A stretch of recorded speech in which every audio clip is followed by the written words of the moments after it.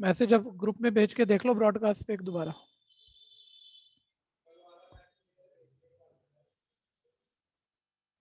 ताजा वाला भेजना, कभी बच्चे सारे कंफ्यूज हो जाएं।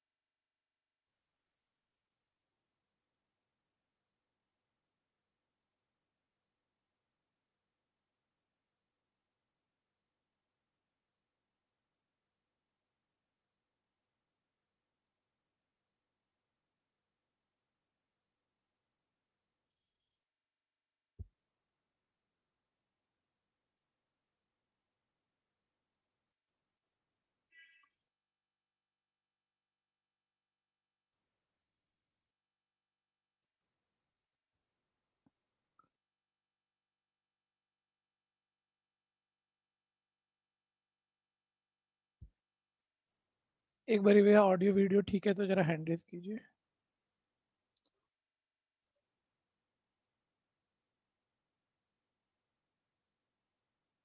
ठीक है जी।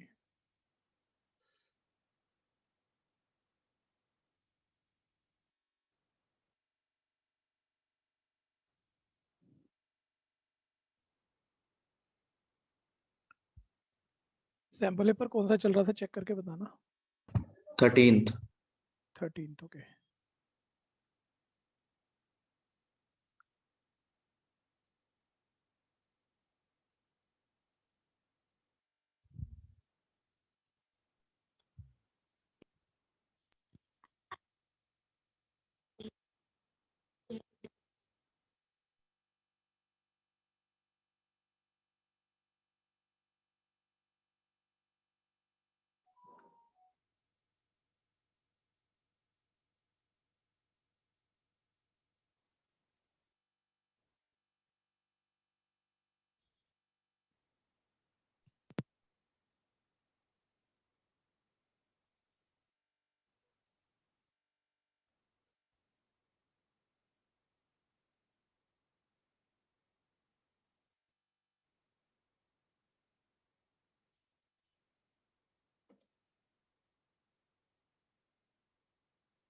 थर्टीन में कौन सा क्वेश्चन है बच्चे?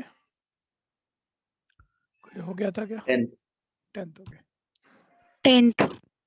ठीक है जी, 10th करेंगे।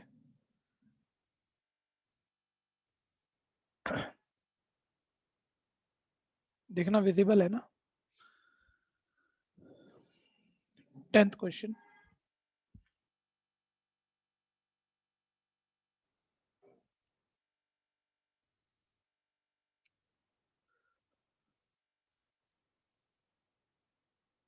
हाँ जी, 2 1 मार्कर क्वेश्चन, एक 4 मार्कर क्वेश्चन, केस स्टडी है ना, और एक 2 मार्कर। टोटल 8 मार्क का ये चैप्टर आ गया। 4 क्वेश्चन आ रहे हैं।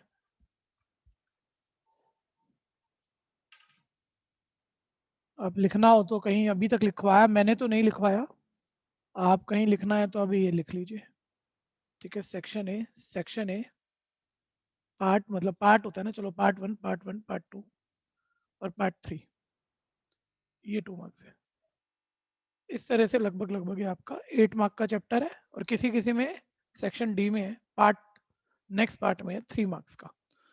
ठीक है, तो कम नंबर नहीं है भैया, 80 में 8 पूरा 10% हो गया। खैर अब आ जाओ, तो उसने बोला मुझे यहाँ है कि E1 और E2 दो इंडिपेंडेंट इवेंट है। सभी बच्चे ध्यान दे रहे होंगे, E1 E2 इंडिपेंडेंट है, मतलब इंटरसेक्शन होने का चांस इंडिविजुअल चांस की प्रोडक्ट के इक्वल होगा। उसने दिया क्या है, प्रोबेबिलिटी ऑफ E1 दिया हुआ है 0.35, probability of E1 union E2 दिया हुआ है 0.60, प्रोबेबिलिटी ऑफ E2 वो पूछ रहा है, और थोड़ी सी दिक्कत है वैसे तो, और आसान भी है, एनसीईआरटी में भी किया था ऐसा कुछ हमने। ठीक है, स्लाइड हटा देता हूँ, देखो क्वेश्चन पूरा आ ही गया आपके पास। 10th क्वेश्चन है बच्चों, सैंपल पेपर 13 है, ध्यान देना। ठीक है, एक बारी अपने से मन बना लो बस, मैं तो आ ही गया। तो कोई बच्चा कह रहा है सर मतलब E2 तो आएगा, E2 वाली इक्वेशन से, और हम थोड़ा सा फंस रहे हैं, जिसने फंसना हो तो सर एक्चुअली यहाँ पर जो भी गिवन है उसमें यूनियन का फॉर्मूला हमें पता है, first union second, probability of first plus probability of second minus probability of first intersection second. लेकिन सर यूनियन चांस है हमारे पास, इवन चांस है, E2 रिक्वायर्ड है, वन वेरिएबल मिसिंग हो चल भी जाएगा, लेकिन ये तो नहीं पता, दो जो चीजें मिस हो गई। इसका जवाब आप दे दो भैया, E1 E2 इंडिपेंडेंट से भूलना मत, बोलो E1 इंटरसेक्शन E2 को क्या लिख सकते हो, बोल दो। Probability of E1 into probability of E2.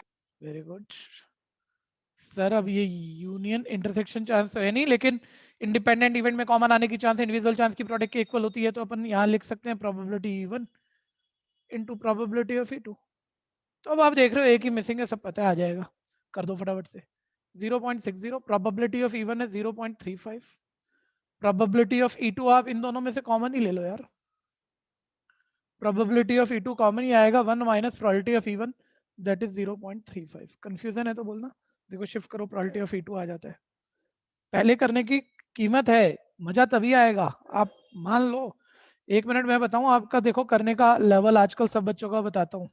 आप में से जितने बच्चे किताब लेके बैठे हैं, सैंपल पेपर लेके बैठे हैं, ठीक है, सीरियस हैं, बाकी सीरियस नहीं अपनी पढ़ाई के लिए, ठीक है, मैं कह रहा हूँ कोई बात नहीं, उसमें भी नंबर ले आओगे, खुद कर लेना बस, एक एक चीज खुद कर लेना, 40 पेपर कम से कम कर लेना, ठीक है, नहीं तो उसके बिना अच्छे अच्छे बच्चों को झटका लगने वाला है, तगड़ा वाला। ठीक है, तो इसे पहचानो और मेहनत करो। तो 0.60 में 0.35 माइनस कर दिया हमने, तो ये आ गया 0.25 इज इक्वल है प्रोबेबिलिटी ऑफ E2 इनटू, ये माइनस कर लोगे 0.65, शिफ्टिंग कर दोगे 0.25 अपॉन 0.65 इक्वल है प्रोबेबिलिटी ऑफ E2। ठीक है भैया, डेसिमल से डेसिमल कट हो ही गया, 5/13 आ गया, डेसिमल बनाना कोई जरूरी नहीं है, 5/13। कोई दिक्कत है तो बोलना।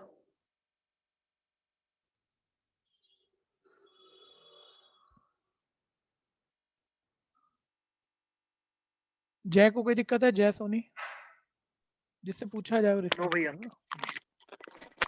किसी को भी कोई दिक्कत है तो बोलना। फिर कह रहा हूं हर बारी आगे पहले मेरे से बढ़ के पहले सोचना भाई, ठीक है।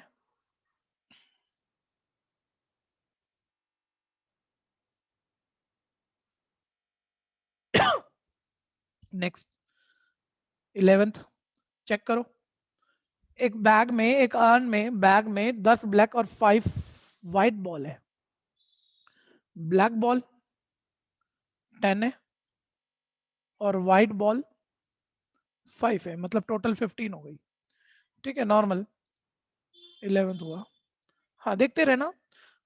फिर उसने बोला 2 ball are drawn from the bag और urn and one after another without replacement. 2 ball निकाली है, ये अच्छे से चेक करो, रिप्लेस नहीं किया, रिप्लेसमेंट नहीं है, प्रोबेबिलिटी बतानी है दोनों ब्लैक को, नॉर्मल हो गया, बस बता दो, ठीक है। 2 बॉल निकाली है, क्या मैं ऐसे लिखूं फर्स्ट ब्लैक सेकंड ब्लैक, जल्दी बोलो।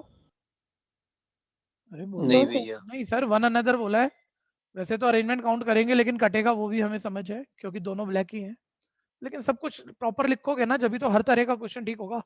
पहली ब्लैक निकालने का चांस कर लेना भाई, पहली ध्रुव कुमार बोल देगा, पहली ब्लैक निकालने का चांस, बोल बच्चे जल्दी से, जल्दी जल्दी कराइयो ब्लैक। 10/15 और वहां बाहर निकाल ली, वापस डाली नहीं, रिप्लेस करी नहीं, तो उससे अगली ब्लैक निकालने का चांस बोल बच्चे। और इनटू अरेंजमेंट 2 ब्लैक हैं अलट पलट के फैक्टोरियल 2, लेकिन दोनों ब्लैक हैं रिपीटेशन से डिवाइड करो। कंफ्यूजन है तो बोलना, कैंसिलेशन कर दोगे। ठीक है भैया, 3/7 आंसर आ गया। समस्या है तो बोलना जरूर।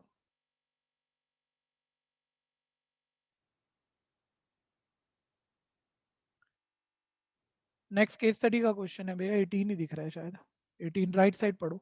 जो मैं लैंग्वेज बता रहा था आज तक 2 बार ही बताई है, क्वेश्चन कोई नहीं किया। Odd in favour, odd against, वही वाला आ गया। और केस स्टडी है ना, मात्र सिर्फ ये नहीं है क्वेश्चन पूछेगा और आप कर ही लोगे नॉलेज के बाद भी।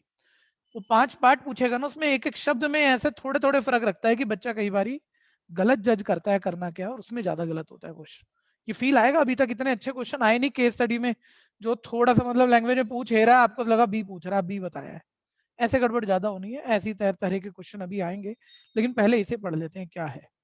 तो वो कह रहा है odd odd against a husband who is 45 year old living till his 70 or 7:5। देखो ऑड अगेंस्ट दिया हुआ है बच्चों, ऑड अगेंस्ट दिया हुआ है, ठीक है भैया, लीव करने का उसका अप टू 70, और वो जो रेशियो ऑड अगेंस्ट की दी हुई है हस्बैंड की लिख देते हैं, ऑड अगेंस्ट की है, ध्यान देना। ठीक है भैया, वो रेशियो 7:5 है, हस्बैंड के लीव करने की ऑड अगेंस्ट की रेशियो है। ठीक है, 1 मिनट। ऑड अगेंस्ट का मतलब बताओ, फेवरेबल इज टू टोटल या क्या, जो भी। उसको उल्टा। ऑड अगेंस्ट का मतलब उल्टा भी नहीं बच्चे, अनफेवरेबल और फेवरेबल, टोटल तो होता ही नहीं इसमें। ऑड अगेंस्ट का मतलब अनफेवरेबल आउटकम और फेवरेबल आउटकम की रेशियो होता है। ऑड इन फेवर का मतलब फेवरेबल और अनफेवरेबल की रेशियो होता है।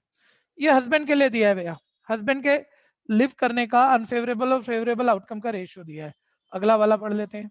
बोलता है odd against his wife who is now 36 living till the age of 61 are 5:3। ठीक है भैया, दोनों के ऑड अगेंस्ट ही दिए हैं, वाइफ का भी ऑड अगेंस्ट है। ठीक है, एक पर्टिकुलर एज तक लिव करने का रेशियो दिया हुआ है 5:3, यानी अनफेवरेबल आउटकम और फेवरेबल आउटकम की रेशियो दी हुई है। ठीक है, अभी क्वेश्चन लिखा ही है भैया, लेकिन ये मार्क जरूर कर लेना किसकी रेशियो है। कहीं वाइफ के लिए ऑड इन फेवर दे देता तो फेवरेबल और अनफेवरेबल की रेशियो हो जाती। कोई कंफ्यूजन है यहाँ तक किसी को? हाँ, तो आगे बढ़ते हैं। लेफ्ट पढ़ना, लेफ्ट साइड पढ़ना। सर किस चीज की रेशियो दी है, ये समझ नहीं आया। नेक्स्ट, जो भी एज दी हुई है, एक पर्टिकुलर एज तक लिव करने की रेशियो दी हुई है कि उस एज तक लिव करेगा। 71 हस्बैंड के लिए 71 बोला था शायद, 71 की एज तक लिव करेगा, उसका फेवरेबल चांस 7 है और अनफेवरेबल 5 है, यानी 71 एज तक लिव करेगा, उसका चांस 7 बाय टोटल 12 है। ये क्लियर है या नहीं? Yes clear? सर। हाँ, ऐसी ऐसी वाइफ की भी बात की है। ठीक है, कोई एक पर्टिकुलर एज दी हुई है कि इस एज से इस एज तक लिव करेगी। ठीक है, उसका ऑड अगेंस्ट दिया हुआ है, यानी अनफेवरेबल, उस एज तक लीव करने का अनफेवरेबल आउटकम और फेवरेबल आउटकम का रेशियो दिया हुआ है। क्लियर है या नहीं? यस सर, क्लियर है। हाँ जी, फर्स्ट पार्ट पर आ जाओ बच्चों। Probability of living of husband till 70 of living of wife till 31 individually is. ठीक है भैया, अच्छा यहाँ थोड़ा सा ना एज में मेरे को लगता है थोड़ा सा, मतलब जो एज ये दे रहा है उसमें लैंग्वेज में पंगा है, वहाँ 61 होना चाहिए वाइफ के लिए। ठीक है, हाँ 1 मिनट देख लेना। Probability of living the husband till 70, husband 70 तक लिव करे और वाइफ 31 की जगह 61 पढ़ लेना यार। सर वो 61 ही लिखा है। अच्छा, 61 ही लिखा है बुक में, ठीक है, यहाँ 31 दिख रहा था। ठीक है, वैसे 31 ही दिख रहा है यार, ये 31 नहीं दिख रहा, 61 है बुक में। बुक में मेरी 31 ही है सर। हाँ, वो 61 कर लो, कोई फर्क नहीं पड़ रहा उससे, 61 कर लो। ठीक है, तो दोनों मतलब 70 और 61 तक लिव कर जाएंगे, उसकी इंडिविजुअल चांस पूछिए, इंडिविजुअल। एक बार ही बताओ, हस्बैंड 71 तक लिव कर जाए, उसकी चांस क्या है? फेवरेबल 5 और टोटल बोलो, फेवरेबल और 12। अनफेवरेबल 12। ठीक है, ऑर्डर का ध्यान देना, उल्टा पुल्टा पहले हस्बैंड और बाद में वाइफ ही बोला होगा ना उसने। ठीक है, ऑर्डर का ध्यान देना, नहीं तो उल्टे पुल्टे से गलत होगा क्वेश्चन। ठीक है, और वाइफ का भैया वो 61 तक लिव करे, उसका फेवरेबल आउटकम है 3 और टोटल हो गया 8, यानी 5/12 एंड 3/8। बोलो कौन सी ऑप्शन लगाई? सी। C part. कोई कंफ्यूजन है तो बोलना, सोच के चलना। Second part, probability of couple will alive 25 year hence, अगले 25 साल तक जिंदा रहे कपल। कपल की बात हो रही है, एक के नहीं हो रही, दोनों अगले 25 साल तक जिंदा रहे। ठीक है भैया, तो बोलो पहला पहला अगले 25 साल तक, भाई दोनों अगले 25 साल तक जिंदा रहे मतलब हस्बैंड भी और वाइफ भी दोनों दोनों जिंदा रहे।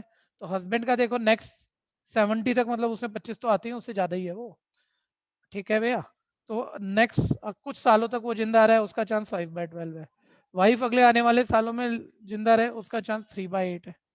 ठीक है भैया, सिंप्लीफाई कर दोगे, ये आंसर आ गया आपके पास। ठीक, 3 4 12। अच्छा एक छोटी सी बात बताना, इसमें अरेंजमेंट काउंट करने की इंपॉर्टेंस है, कर सकते हैं क्या? नहीं कर दो सकते। लोग हैं, नहीं सर। अगले 30 साल तक जिंदा रहेंगे, ऐसे जिंदा रहे या पलट के रहे, कोई अलग बात है या एक ही बात है ये? सर एक ही बात है। सर एक ही बात है, इसमें अरेंजमेंट जैसा कुछ नहीं बन रहा, कोई कंटेक्स्ट ही नहीं है। कंफ्यूजन है तो बोलना भाई, ऑप्शन बोलना कौन सी दिख रही है, ए पार्ट। ठीक है, थोड़ा छोटा है ना जी, इसको थोड़ा सा बड़ा करते हैं, 1 मिनट रुको जरा, तकलीफ हो रही होगी।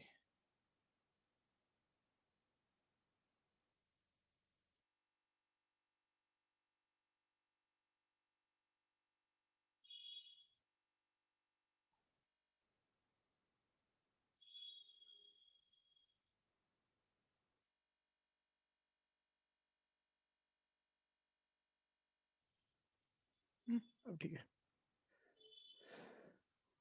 हाँ जी नेक्स्ट देखो, थर्ड पार्ट राइट साइड पढ़ो देखो। Exactly one of them will be alive, exactly one of them will be alive in next जितने भी ईयर है, वो 20-25 साल कुछ कह रहा होगा।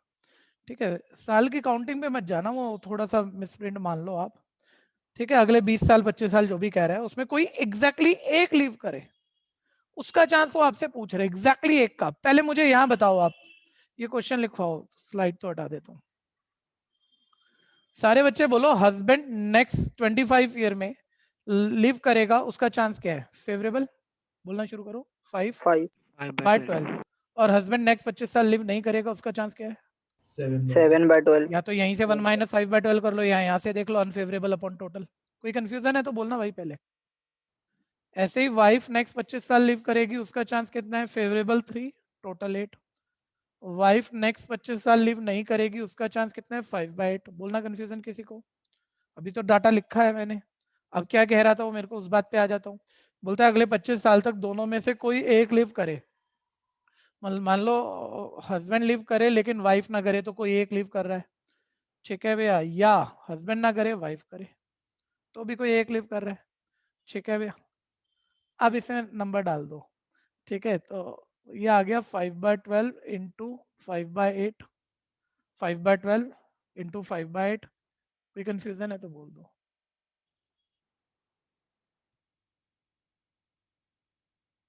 ठीक है, कैंसिल कर देते हैं, आंसर आ जाएगा।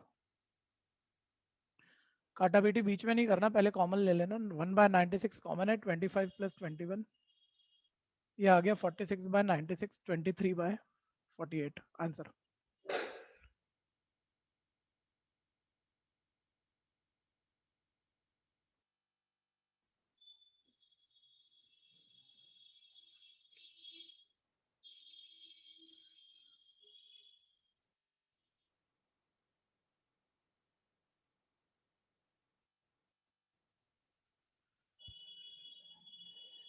ठीक है, हटाऊं भैया? किसी का रह गया तो बोलना।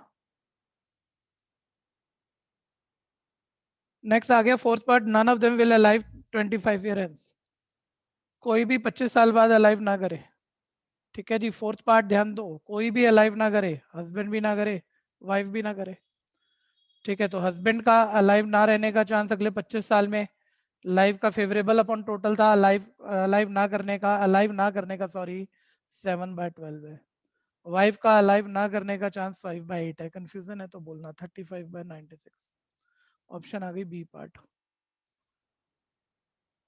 पिछले वाले में भी बी आ गई थी बच्चों, 23/48। देखना दिक्कत है तो कोई।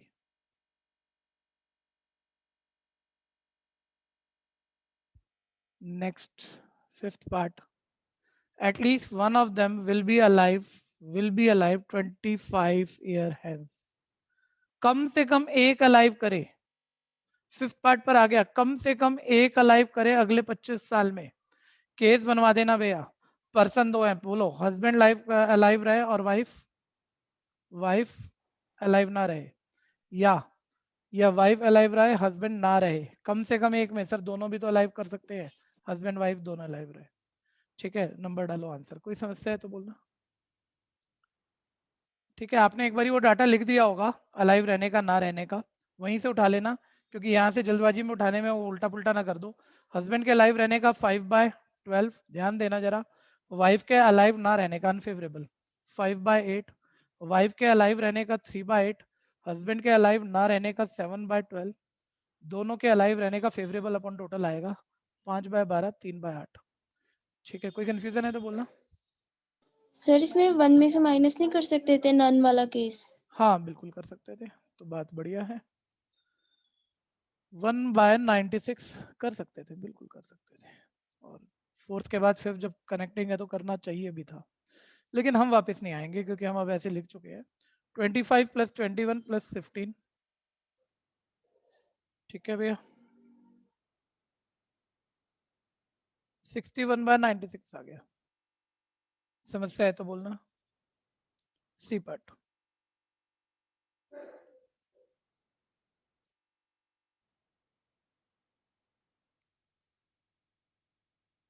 जल्दी कर लो, जिसको नेक्स्ट क्वेश्चन मिल गया हो तो बता दो।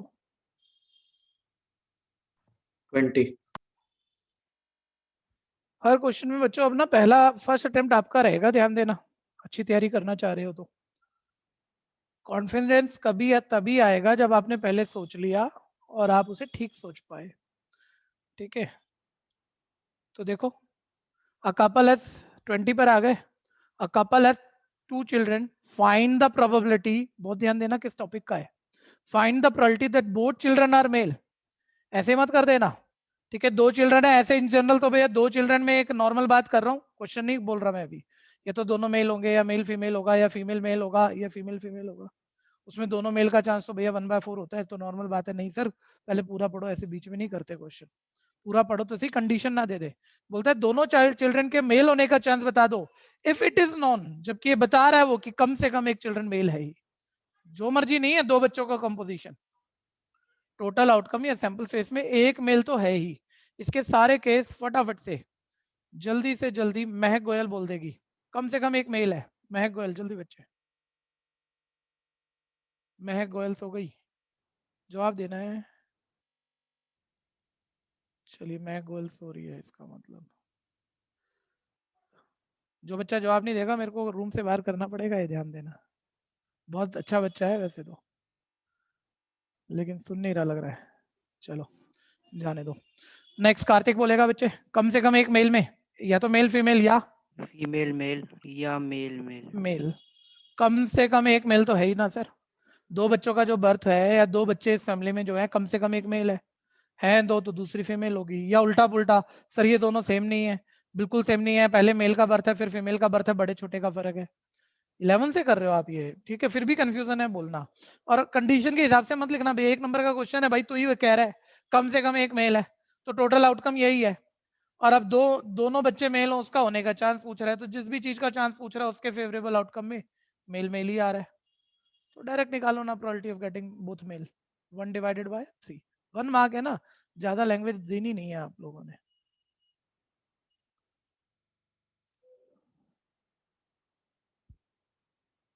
नेक्स्ट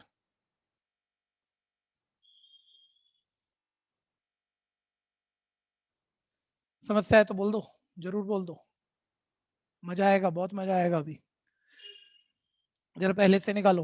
फाइंड जैसे द वाला क्वेश्चन था तो माइंड में दिख रहा था 1/3, तो वैसे लिख सकते थे डायरेक्ट। नहीं नहीं ऐसा मत करना, क्योंकि एमसीक्यू नहीं है। बच्चा पूछ रहा है डायरेक्ट दिख रहा है कर देता हूँ, उसमें क्या था, एमसीक्यू नहीं है मेरे बच्चे, तो आपको कुछ रीजन तो देने ही चाहिए, 1-2 लाइन के। ठीक है, ये तो 2 मार्क्स का होगा। हाँ आप जितने भी मार्क का है, चलो अगले सेक्शन में है। बच्चा कह रहा है सेक्शन भी सर वो 1 मार्क नहीं है। कौन सा नंबर था ये, नंबर दिख नहीं रहे ना, 20 है ना, है ना, 20 के बाद है। चलो 2 मार्क का है तो भी कर दो, मैं तो कह रहा हूँ 1 मार्क में भी पूरा कर दो। ठीक है, find the probability distribution of x, the number of head in 2 tosses of a coin as a simultaneous tosses of 2 coins. ध्यान से देख लेना भैया, पीडी मांग रहा है, किसका मांग रहा है, 1 मिनट होल्ड कर दो, जल्दबाजी में ठीक तो हो जाएगा, मन नहीं कर रहा क्योंकि घटिया है, कल को गलत कर दोगे। प्रोबेबिलिटी डिस्ट्रीब्यूशन किसका मांग रहा है सर, एक्स का। एक्स क्या है, नंबर ऑफ हेड है कॉइन के 2 टॉसेस में। जरा बताना, इसको थोड़ा सा ठीक लिखना बच्चों, किस चीज का पीडी लिखना है, ठीक है भैया, उसको हमेशा ध्यान दिया करो। एक्स का लिखना और एक्स नंबर ऑफ कॉइन्स है, नंबर ऑफ सॉरी हेड्स है, नंबर ऑफ हेड्स। 2 थ्रो किए, 2 थ्रो में बोलो जल्दी जल्दी हेड कितने कितने आ सकते हैं। 0 1 सब बोल लिया करो यार, 4-5 बच्चे तो बोलते ही, उतने तो राही करो ना सर। दो थ्रो में या तो हेड की काउंटिंग एक्स है, भूलना मत, या तो हेड 0 आएगा यानी दोनों टेल है, या एक हेड आएगा यानी एक टेल है, या दोनों हेड आएंगे, ठीक है। उसका प्रोबेबिलिटी डिस्ट्रीब्यूशन मांग रहा है, दोनों टेल आएंगे, पहला टेल आने का चांस 1/2, फिर टेल आने का 1/2, अरेंजमेंट दोनों टेल का फैक्टोरियल 2, रिपीटेशन हटाओ फैक्टोरियल 2। कोई कंफ्यूजन है तो बोलना। हेड आने का 1/2, टेल आने का 1/2 इंटू अरेंजमेंट फैक्टोरियल 2, रिपीटेशन कोई है नहीं, कंफ्यूजन है बोलना जरूर भैया। 1/2 into 1/2 into factorial 2 arrangement upon repetition factorial 2, ठीक है। 1/4 डिनोमिनेटर ना काटो तो अच्छा है, 2/4 डिनोमिनेटर सेम रहने दो, और ये आ गया 1/4, डिनोमिनेटर सब में सेम रहने दिया। पीडी वैलिड, पीडी का टोटल 1 होता है, सब ठीक ही है। कोई कंफ्यूजन है तो बोलना। नेक्स्ट क्वेश्चन बोलना बच्चे। 10th। अभी एक अच्छा हो गया। Next paper 10th।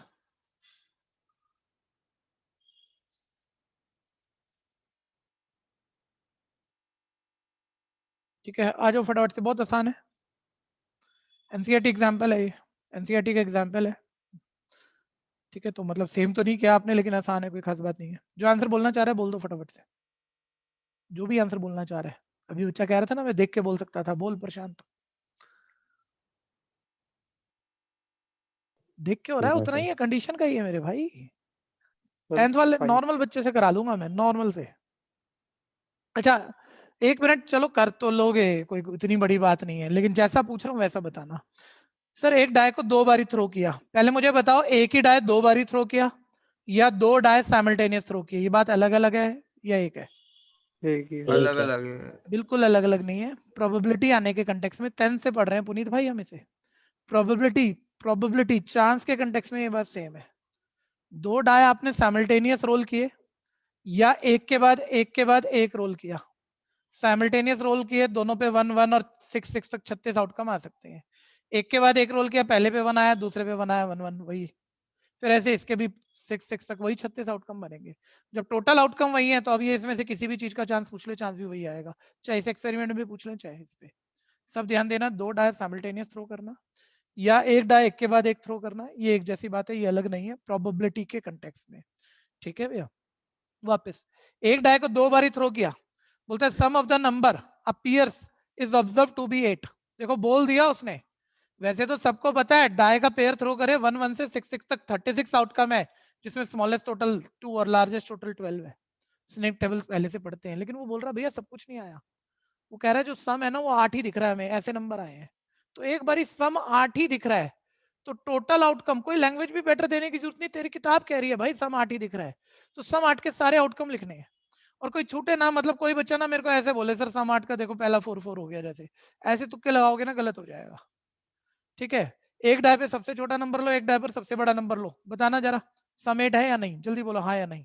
नहीं तो अब इसको एक बढ़ाओ, इसको एक, इसको वही रहने दो, इसको एक बढ़ाओ, तो ये 2 6, ये पहला आउटकम मिल गया। बस अब एक को, पहले वाले को एक बढ़ाते जाओ, दूसरे को एक कम करते जाओ, सम 8 के ऑल आउटकम आ जाएंगे, ठीक है भैया। यानी कि सम 8 ये है तो फिर 2 की जगह 3, 6 की जगह 5, सम 8 ये भी है, पहला एक बढ़ाया दूसरा एक कम किया, 4 4 पैटर्न है 5 3 6 2, कुछ नहीं छूटा। सर 7 1 हो नहीं सकता क्योंकि डाय पर 7 होता नहीं है। ये टोटल 8 बोल रहा है, टोटल 8 ही आया है, यानी यही आउटकम आया भैया, ठीक है। टोटल 5 आउटकम आया, बोलता है कंडीशनल प्रोबेबिलिटी बताओ। वैसे भी जब कंडीशन आ जाए जरूर ध्यान देना, हुआ इतना ही है, यही हुआ है। कंडीशनल प्रोबेबिलिटी बताओ the number 5 has appeared least 1, बोलता है कम से कम 5 एक बार ही आ जाए, 5 गेटिंग 5 लीस्ट 1, ठीक है भैया। 5 कम से कम एक आ जाए, सर 3 5 आया तब भी एक बारी तो 5 है उसमें, 5 3 आया तब भी एक बारी तो है, और वैसे 2 5 का कोई आउटकम ही नहीं है क्योंकि हुआ यही है, तो बस लीस्ट 1 में 2 मैं ले नहीं पा रहा क्योंकि है नहीं कुछ, टोटल में ही नहीं है, तो चांस आ गया 2 डिवाइडेड बाय 5। कंफ्यूजन है तो बोलना। प्रोबेबिलिटी ऑफ गेटिंग लीज 1 5 पूरा लिख लेना आप। Favourable upon total 2/5। कंफ्यूजन को बोलो।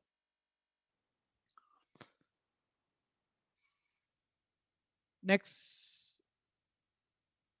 कौन सा है भाई बताना।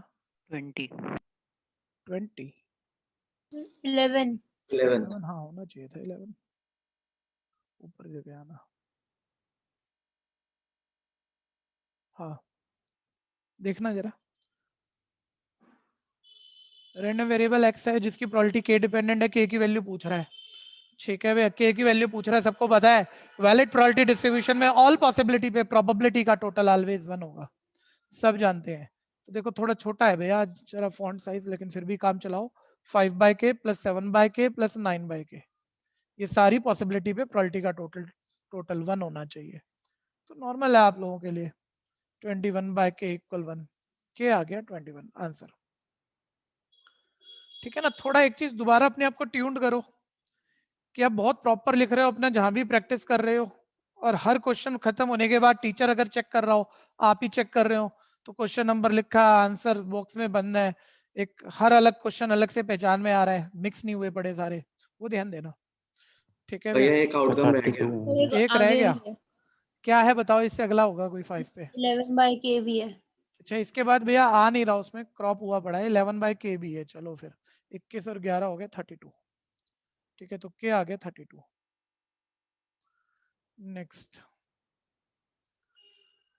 नेक्स्ट आ जाइए 20 18th. 18 था। चलो 18th केस स्टडी ध्यान देना। रैंडम वेरिएबल एक्स है, रैंडम वेरिएबल एक्स है। इसमें देखना -2 के लेफ्ट भी कुछ है क्या, चेक करके बताओ,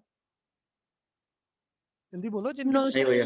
नहीं नहीं भैया। x -2 है, x -2 है तो उसके होने की प्रोबेबिलिटी 0.1 है, k पर 0.2 है, सॉरी -1 पर k है, 0 पर 0.2 है, 1 पर 2k है, 2 पर 0.3 है। मेरी आंखें तो बढ़िया ही हो जाएंगी आज। 3 पर k है। ठीक है सर, एक प्रोबेबिलिटी डिस्ट्रीब्यूशन दिया हुआ है और मतलब बहुत सारे पार्ट है, कहीं के भी पूछ ही लेगा, या के बिना ये चीजें चांस तो आएंगे नहीं, तो चांस तो पूछेगा ही पूछेगा। तो पहले के तो निकाल ही लेते हैं। सबको पता है वैलिड प्रोबेबिलिटी में सभी पॉसिबिलिटी पे प्रोबेबिलिटी का टोटल 1 होता है। तो देखो के 2k + k 3k + k 4k, slide हटा देते हैं, क्वेश्चन बाद में देख लेंगे, पहले के पकड़ लेते हैं। 4k plus other number 0.1 0.2 0.3 0.3 0.3 0.6 is equal है 1। तो 4k इज इक्वल आ गया 1 - 0.6 0.4, k इज इक्वल आ गया 0.1। ठीक है भैया, k 0.1 आ गया। ध्यान देना, मैं इसे वापस भी डाल लूं तो ये वाली चांस 0.1 आ गई, ये वाली 0.2 आ गई, ये वाली 0.1 आ गई। ठीक है भैया, ध्यान देना। खैर अब पूछ क्या रहा है वो मेरे से। First part, the value of के 0.1 था, ऑप्शन जरूर लिखना, प्रैक्टिस इसकी भी करो। ये नहीं हो गया देख लिया कुछ नहीं, देखने से काम नहीं बनता। फर्स्ट का ये पार्ट। सेकंड, ये नया है भैया, और मैंने भी ब्लूप्रिंट नहीं कराया। ब्लूप्रिंट में ये वाली लैंग्वेज रखी है उसने, ये वाली लैंग्वेज रखी है, तो ये थोड़ा सा बेटर है। कोई बता दो most expected value of x. मैंने कभी नहीं बताया, आप शब्द पढ़ो, आप जवाब दे 2 सकते हो। 2 ठीक है, बच्चा बोल रहा है sir most expected value of x, मतलब ऐसा एक्स कौन सा है जिसका आने का सबसे ज्यादा चांस है, यही मतलब होगा ना इसका, अगर डिक्शनरी मीनिंग लेंगे तो बस वही, और कोई टेक्निकल बात नहीं है। लेकिन सुन लेना, एक एक्स्ट्रा बात बताऊंगा अभी जो आप में से शायद कोई नहीं जानता। ठीक है, अभी मतलब जो सिलेबस कट हुआ है ना, उसके बाद यही पूछना चाहिए, इससे ज्यादा जाना नहीं चाहिए इसे। जो नॉर्मल लैंग्वेज है कि सर एक्स की वो वैल्यू बताओ, उसने ये पूछा एक्स की वो वैल्यू बताओ जिसका सबसे ज्यादा एक्सपेक्टेशन है, सबसे ज्यादा चांस है। सर सबसे ज्यादा चांस 0.1 0.1 0.2 0.3 0.3 है सर। ठीक है, और वो सबसे ज्यादा चांस नहीं पूछ रहा, सबसे ज्यादा चांस जिस एक्स का है वो पूछ रहा है, तो वो 2 है। ठीक है 2 है, ऑप्शन देख लेता हूँ। लेकिन एक एक better moment of syllabus cut की वजह से बचा नहीं है, लेकिन सुन लेना भाई, ऑप्शन लिख दूं पहले, सी पार्ट।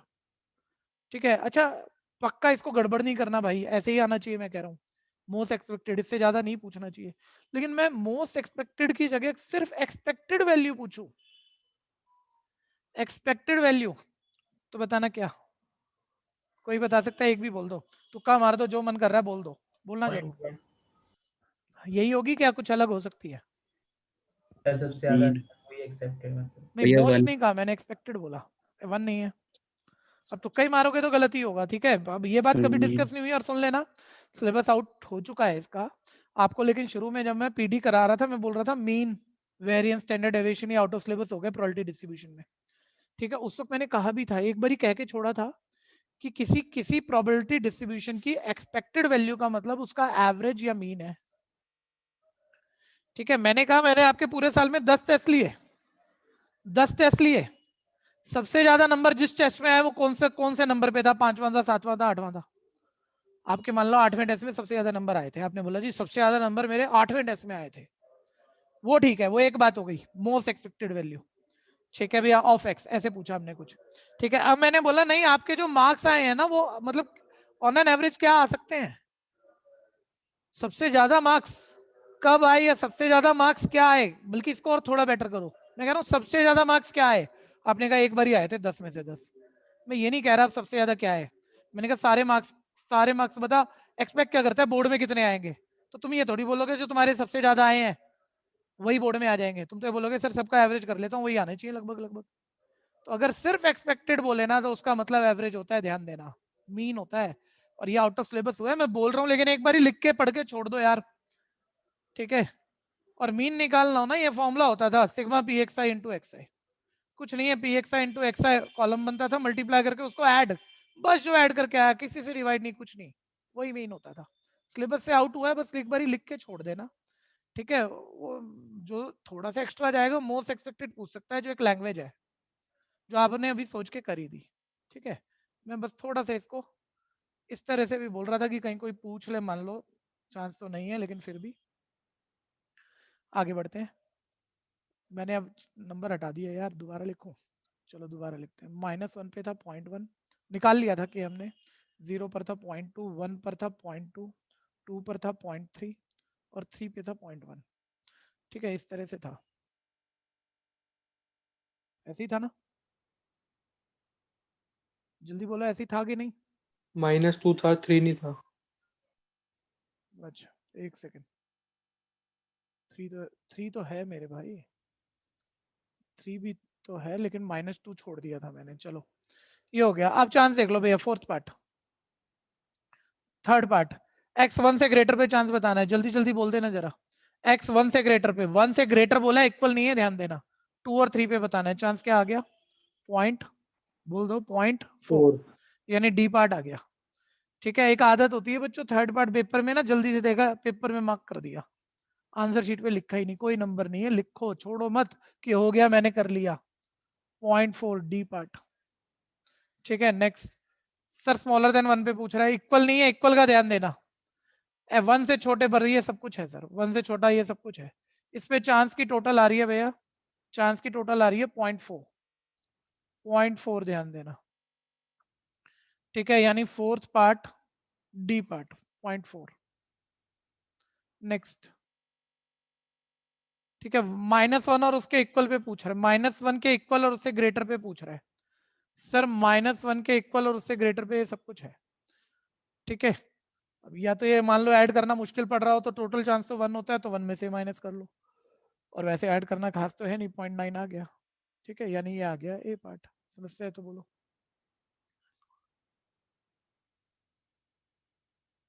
नेक्स्ट बोलना भाई कौन सा है, ये आ गया। 20 हम्म,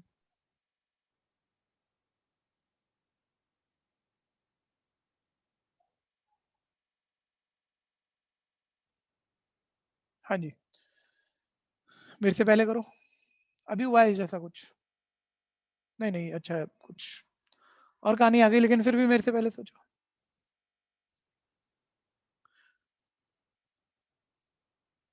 लैंग्वेज में फंसाने की कोशिश की है इसने आपको, 2 अलग वर्ड है, मैं आपको बता दूं, यहाँ पता नहीं इसने क्या लिखा है, मैं नहीं बता सकता आपको, लेकिन मैं एक बार ही जो आपने पढ़ा है वो रिकॉल करा देता हूँ। एक होता था म्यूचुअली एक्सक्लूसिव इवेंट, ये इवेंट पे डिफाइंड टर्म होती थी, इवेंट पे डिफाइंड, ऐसे 2 इवेंट जिनमें कुछ कॉमन नहीं है, जैसे डाय पर इवन नंबर आ गए, डाय पर ऑड नंबर आ गए, कुछ कॉमन नहीं है, म्यूचुअली एक्सक्लूसिव इवेंट, इवेंट पे डिफाइंड टर्म है। एक होता था इंडिपेंडेंट इवेंट, इंडिपेंडेंट इवेंट, इसका इवेंट से कोई लेना देना नहीं था। दो इवेंट इंडिपेंडेंट तब होंगे जब कॉमन आने की चांस इंडिविजुअल चांस की प्रोडक्ट के इक्वल है। तो ये दोनों बातें आपको जरूर पता होंगी। यहाँ क्या कह रहा है, कोई ए चांस है, बी चांस है, यूनियन चांस है। फिर बोलता है A and B mutually independent है या नहीं है। तो इसमें क्या म्यूचुअली एक्सक्लूसिव चेक करना है या एक्चुअली इंडिपेंडेंट करना है? बस ये बोल दो, थ्योरी बोल दो, क्वेश्चन तो हो जाएगा। जल्दी बोलो ना। इंडिपेंडेंट। ठीक है, म्यूचुअली इंडिपेंडेंट। सर अब तो शब्दों पे जाना पड़ेगा, इसका मतलब तो यही आ रहा है इंडिपेंडेंट है या नहीं एक दूसरे के साथ। ठीक है भैया, तो वो तो भैया प्रोबेबिलिटी से ही चेक होगा।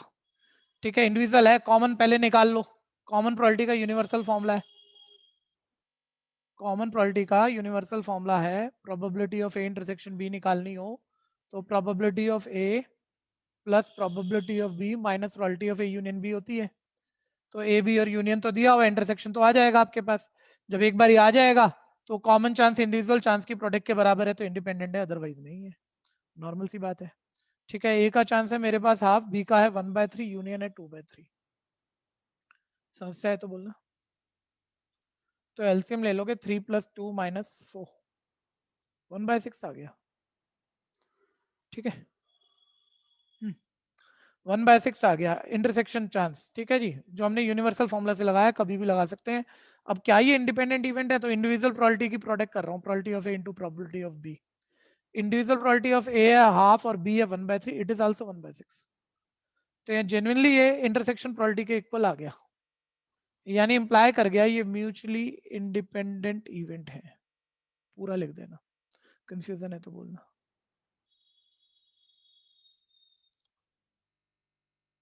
सोच के करो, समस्या को बोलो।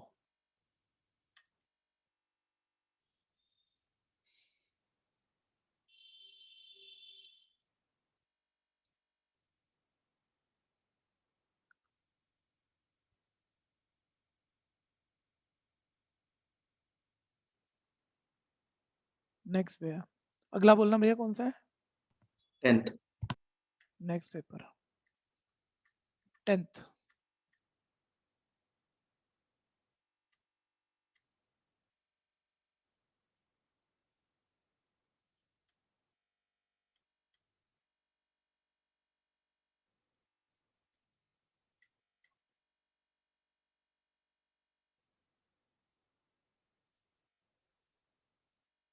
देखो जी, मेरे से पहले दिमाग चलाओ। थोड़ा पढ़ने में उतना अच्छा ना आ रहा हूँ, मैं बोल भी देता हूँ। Problem in mathematics is given given to three student A, B and C, and their respective probability of solving the problem is half 1/3 and 1/4. A problem solve कर देगा, चांस हाफ। अच्छा एक बारी ये तो हो जाएगा, चलो जो भी पूछा है मैं इसमें, वैसे तो बेटर मोमेंट जो मैं कहने जा रहा हूँ वही है, लेकिन फिर भी जवाब दे लेना। कुछ बातें रख रहा हूँ आपके लिए, 1 मिनट होल्ड कर दो। तीनों का इंडिविजुअल प्रॉब्लम सॉल्विंग चांस दिया हुआ है बच्चों। एक बार ही बोलना, ए का प्रॉब्लम सॉल्विंग हाफ है, तो प्रॉब्लम नॉट सॉल्विंग चांस कितना होगा? 1 - हाफ। बी का बोल दो, प्रॉब्लम नॉट सॉल्विंग चांस 2/3 1 - 1/3 2/3। सी का नॉट सॉल्विंग 3/4 नॉर्मल है। अच्छा दो क्वेश्चन है अभी, छोड़ो यहाँ क्या है और वो हो भी जाए उसको भी छोड़ो। मैं कह रहा हूँ पहले कंपैरिजन पकड़ना, इसी से गलत होता है ये वाला क्वेश्चन, और बहुत आता है। ठीक है भैया, पहला क्वेश्चन ये है कि क्वेश्चन सॉल्व हो गया उसका चांस बताओ। क्वेश्चन सॉल्व हो गया उसका चांस बताओ। कोई कोई बच्चा ना ये तो लिखता ही नहीं, इतनी जल्दी में होते हैं बच्चे, या तो ए ने कर दिया या बी ने कर दिया या सी ने कर दिया, चल सॉल्व तो हो गया। तीनों को ऐड मार के लिखा है, जो भी आ गया पूरा कट गया। ठीक है, पहली बात बताओ, एक बच्चे को एक क्वेश्चन दिया है, तीनों को दिया है? जल्दी तीनों को दिया है। मेरे सामने 3 बच्चे बैठे, मैंने तीनों को क्वेश्चन दे दिया। ठीक है, और मैं ये नहीं कह रहा भाई तुम में से कौन सॉल्व करेगा, एक करेगा उसका चांस बताओ। मैं कह रहा हूँ क्वेश्चन सॉल्व होने का चांस बताओ। जब 3 बच्चे इकट्ठे क्वेश्चन कर रहे हैं तो मैंने कहा था याद रखना इसमें अरेंजमेंट नहीं लगेगा कभी भी। ठीक है, क्वेश्चन सॉल्व कब होगा भैया? अब देखो पहले पूरे केस बनाओ, क्वेश्चन सॉल्व कब होगा? सर ए करे बी सी ना करे, लंबा जाएगा ये थोड़ा सा, 1 मिनट, लेकिन केस बना ही लो। बाद में बुद्धि से दूसरी बात छोटी हो सकती है, कर लेंगे। बताना, 3 बच्चों को क्वेश्चन दिया गया, 2 ने नहीं करा, 1 ने करा, क्वेश्चन सॉल्व हुआ या नहीं हुआ? बोलो हुआ। ऐसे पहले यही कोई एक भी सॉल्व करते सॉल्व तो होगा। और केस बनाओ, ए ना करे बी कर दे सी ना करे, आगे बोलो ना कंटेक्स्ट को, ए ना करे बी ना करे सी कर दे, सर सॉल्व तो हो गया। लेकिन भैया एक सॉल्व करेगा तभी क्यों सॉल्व होगा? 2 बच्चे कर दे और एक ना करे तब भी सॉल्व हो जाएगा वो तो, यानी ए भी करे सी ना करे, यानी बच्चों ए सी ए बी का हो गया ना, चलो ए सी कर दे बी ना करे, ना करने को चेंज कर लेते, एक एक करके ऑल्टर कर लेते हैं। ए ना करे बी सी कर दे, इसमें भी कोई दो कर रहे हैं और एक नहीं कर रहा तो सॉल्व तो हो रहा है। या सर तीनों कर दे, लेकिन समझदार बच्चा, सर टाइम बहुत लगेगा इसमें, सारे नंबर डालूंगा मैं, ये इतने सारे, ये सब यहाँ फिट करूंगा, कॉमन वगैरह लूंगा, आंसर आ जाएंगे। 1 मिनट भैया, ये 3 बच्चों को क्वेश्चन दिया, ऑल केसेस ही लिख दो ना, ऑल केसेस ही लिख दो एक बारी। या तो ये एक सॉल्व करेगा, देखो एक सॉल्व करने के तीनों केस हैं, या तो ए करेगा बाकी दो नहीं करेंगे, बी करेगा बाकी दो नहीं करेंगे, सी करेगा बाकी दो नहीं करेंगे, या दो सॉल्व करेंगे, ए भी करेंगे बाकी नहीं करेगा, ठीक है भैया, बीसी करेगा बाकी दो नहीं करेगा, एसी करेगा बाकी दो नहीं करेगा, बाकी एक नहीं करेगा, बाकी एक, या तीनों करेंगे। ध्यान देना, एक ने करा या दो ने करा या तीनों ने करा, इसमें एक ही बात रह गई थी, या तीनों ना करते। ये ऑल पॉसिबिलिटी उस क्वेश्चन पेपर के सॉल्व करने की है, सभी पॉसिबिलिटी पर प्रोबेबिलिटी का टोटल 1 है, या तो नहीं होगा, या कोई एक सॉल्व करेगा, या कोई दो सॉल्व करेंगे, या तीनों सॉल्व करेंगे।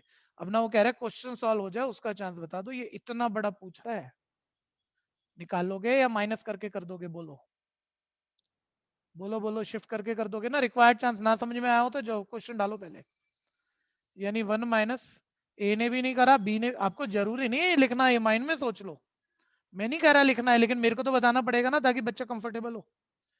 3 बच्चे क्वेश्चन कर रहे हैं, या तो तीनों सॉल्व नहीं करेंगे, उनमें से कोई एक करेगा जिसके 3 केस हैं, या उनमें से कोई 2 करेंगे जिसके 3 केस हैं, या तीनों के तीनों करेंगे। ये ऑल पॉसिबिलिटी में प्रोबेबिलिटी का टोटल 1 होता है। वो कहते हैं क्वेश्चन सॉल्व हो जाए, क्वेश्चन तो सॉल्व तब भी हो रहा है जब कोई एक कर रहा है, तब भी हो रहा है जब कोई 2 कर रहे हैं, या तब भी हो रहा है जब तीनों कर रहे हैं।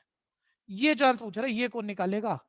इक्वेशन को यूज करो ना, तो रिक्वायर्ड चांस 1 माइनस, तीनों ना करें, तो पहले ने नहीं करा हाफ, दूसरे ने नहीं करा 2/3, तीसरे ने नहीं करा 3/4, 2 2 3 3 कट, 1 माइनस 1/4, 3/4, 75%, 3/4 पे ही छोड़ना। आप कंफ्यूजन है तो बोलो, कंफ्यूजन है तो बोल दो। इसका दूसरा एक बारी और एक जवाब दे दो, पता लग जाएगा कितना अच्छा सोचा। एक तो ये था क्वेश्चन सॉल्व हो जाए, ठीक है भैया, एक ही होता है कोई एक बच्चा सॉल्व कर दे, कोई एक ही बच्चा सॉल्व करे 3 में से, उसमें सिर्फ ये 3 नंबर लेने हैं आपको। ए करे बीसी ना करे, बी करे, वो भी आएगा खूब, बार बार आता रहेगा। एसी ना बी करे, एसी ना करे, और सी करे, ए बी ना करे, ठीक है। अभी ये नहीं कहा कोई एक करे, अभी वो कह रहा है क्वेश्चन सॉल्व हो जाए उसका चांस बताओ। समस्या बोलना, मैं पढ़ लूं यार, मैंने ऐसे ही बता दिया, लास्ट लाइन तो मैंने पढ़ी भी नहीं, पूछा क्या था? Find the probability that the problem is solve, बिल्कुल यही पूछा था, यही आंसर आ गया। समस्या है तो बोलो, बहुत इंपॉर्टेंट है ये भाई। एक बारी जिनके पास बुक के आंसर वेरीफाई कर लेना, पीछे यही लिखा कि नहीं इसने? सही है भैया। ठीक है,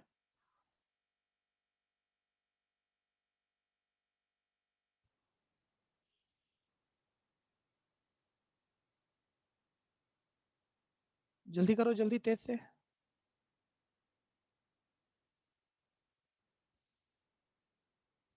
ये हुआ हमने कोई एक एक पब्लिशर ने, कोई मतलब एक राइटर ने कोई सैंपल पेपर लिखा, उसको कर रहे हैं हम 10 पेपर। इसके बाद कोई 10-20 स्कूल पेपर कर लोगे ना, तब आपको पता लगेगा भी तैयारी ठीक बैठी कि नहीं बैठी। बोर्ड है, ऐसे नहीं छोड़ सकते, ठीक है भैया, क्योंकि उसमें सब कुछ हो रहा है, या कुछ नए वेरिएशन और सीख लिए, फिर काम तैयार हो जाता है। तो बस इसके बाद वही कराऊंगा मैं। प्रोबेबिलिटी ऑफ ए 1/4, ए का चांस है 1/4। अच्छा, एक और बात मेरे को अभी ध्यान आई जब मैं ये बात बोल रहा था, कुछ बच्चों ने मेरे को 3D का मैसेज दिया था, उनके या तो अब नेक्स्ट एग्जाम में सबको हो रहा है, तो जिसको भी करना है मैंने कहा था मैं ऐड कर दूंगा बैच में। तो मेरे को आपको 2-3 दिन का टाइम देना पड़ेगा, क्योंकि वेक्टर तक की क्लास मैंने वो कहीं पिछले साल की बना रखी थी यूट्यूब पे। 3D की क्लासेस हैं, लेकिन वो यूट्यूब पे अपलोड करके एक बैच बना के उसमें आपको ऐड करना है। उसमें मतलब अब मेरे को जहाँ 1-1.5 घंटा मिल गया, मैं कर दूंगा ये काम, ठीक है। तो 1-2 दिन मेरे को लग जाएंगे इसमें, ठीक है। फिर जिसने मैसेज दिया हुआ है सबको ऐड कर दूंगा मैं, और भी कोई नया बच्चा भी ऐड मैसेज देना चाहे दे देना, उसको भी ऐड कर दूंगा। खैर ध्यान देना, probability of A by B है, B by A, probability of B पूछ रहा है वो, प्रोबेबिलिटी ऑफ बी। तो यार प्रोबेबिलिटी ऑफ बी का कोई अलग से फॉर्मूला नहीं होता, लेकिन सर जो इतनी सारी चीजें दी उनमें किसी का फॉर्मूले में सारी चीजें पता हो, बस प्रोबेबिलिटी ऑफ बी ना पता हो तो निकाल ही लेंगे। तो देखो ये probability of A by B का फॉर्मूला होता है probability of A intersection B upon probability of B, ठीक है। इससे प्रोबेबिलिटी ऑफ बी आ जाएगा, लेकिन इंटरसेक्शन चांस चाहिए, तो इंटरसेक्शन के लिए और आगे बढ़ो, इसका भी फॉर्मूला होता है sir probability of B intersection A first upon first intersection second upon second वाला, तो की प्रोबेबिलिटी नीचे आती है, इक्वल है 2/3। तो इतनी कहानी तो मैं क्या सिखा लूंगा आपको, अगर फॉर्मूले पता है तो। सर इसमें प्रोबेबिलिटी ऑफ ए डाल दो, शिफ्ट मार दो, कॉमन चांस आ गया। कॉमन यहाँ डाल दो, शिफ्ट मार दो, तो बी की प्रोबेबिलिटी आ गई। उल्टे पुल्टे का ध्यान दे लेना, ठीक है? कोई कंफ्यूजन है तो बोलना। Probability of B intersection A upon probability of A 1/4 is equal at 2/3। Shifting कर देंगे।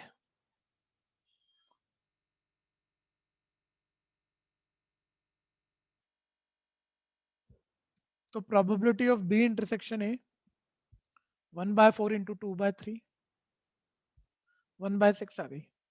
इंटरसेक्शन चांस यहाँ डाल दो आप 1/6। उल्टे पुल्टे का फिर कह रहा हूँ ध्यान दे लेना, अजीब अजीब गलतियां कर लेते हैं जब आप स्पीड में होते हैं तो, ठीक है भैया? फिर ध्यान देना क्रॉस मल्टीप्लाई ध्यान से करना। तो ये आ जाएगा probability of B is equal है 1/6 इंटू 2। 1/6 इंटू 2 समस्या है तो बोल लेना। 1/3 प्रोबेबिलिटी ऑफ बी इज 1/3। समस्या है तो बोलना भाई।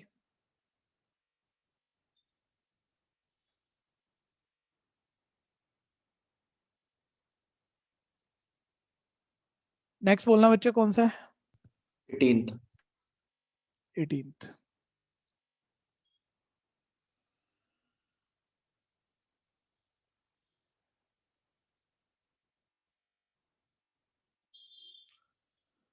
हाँ जी,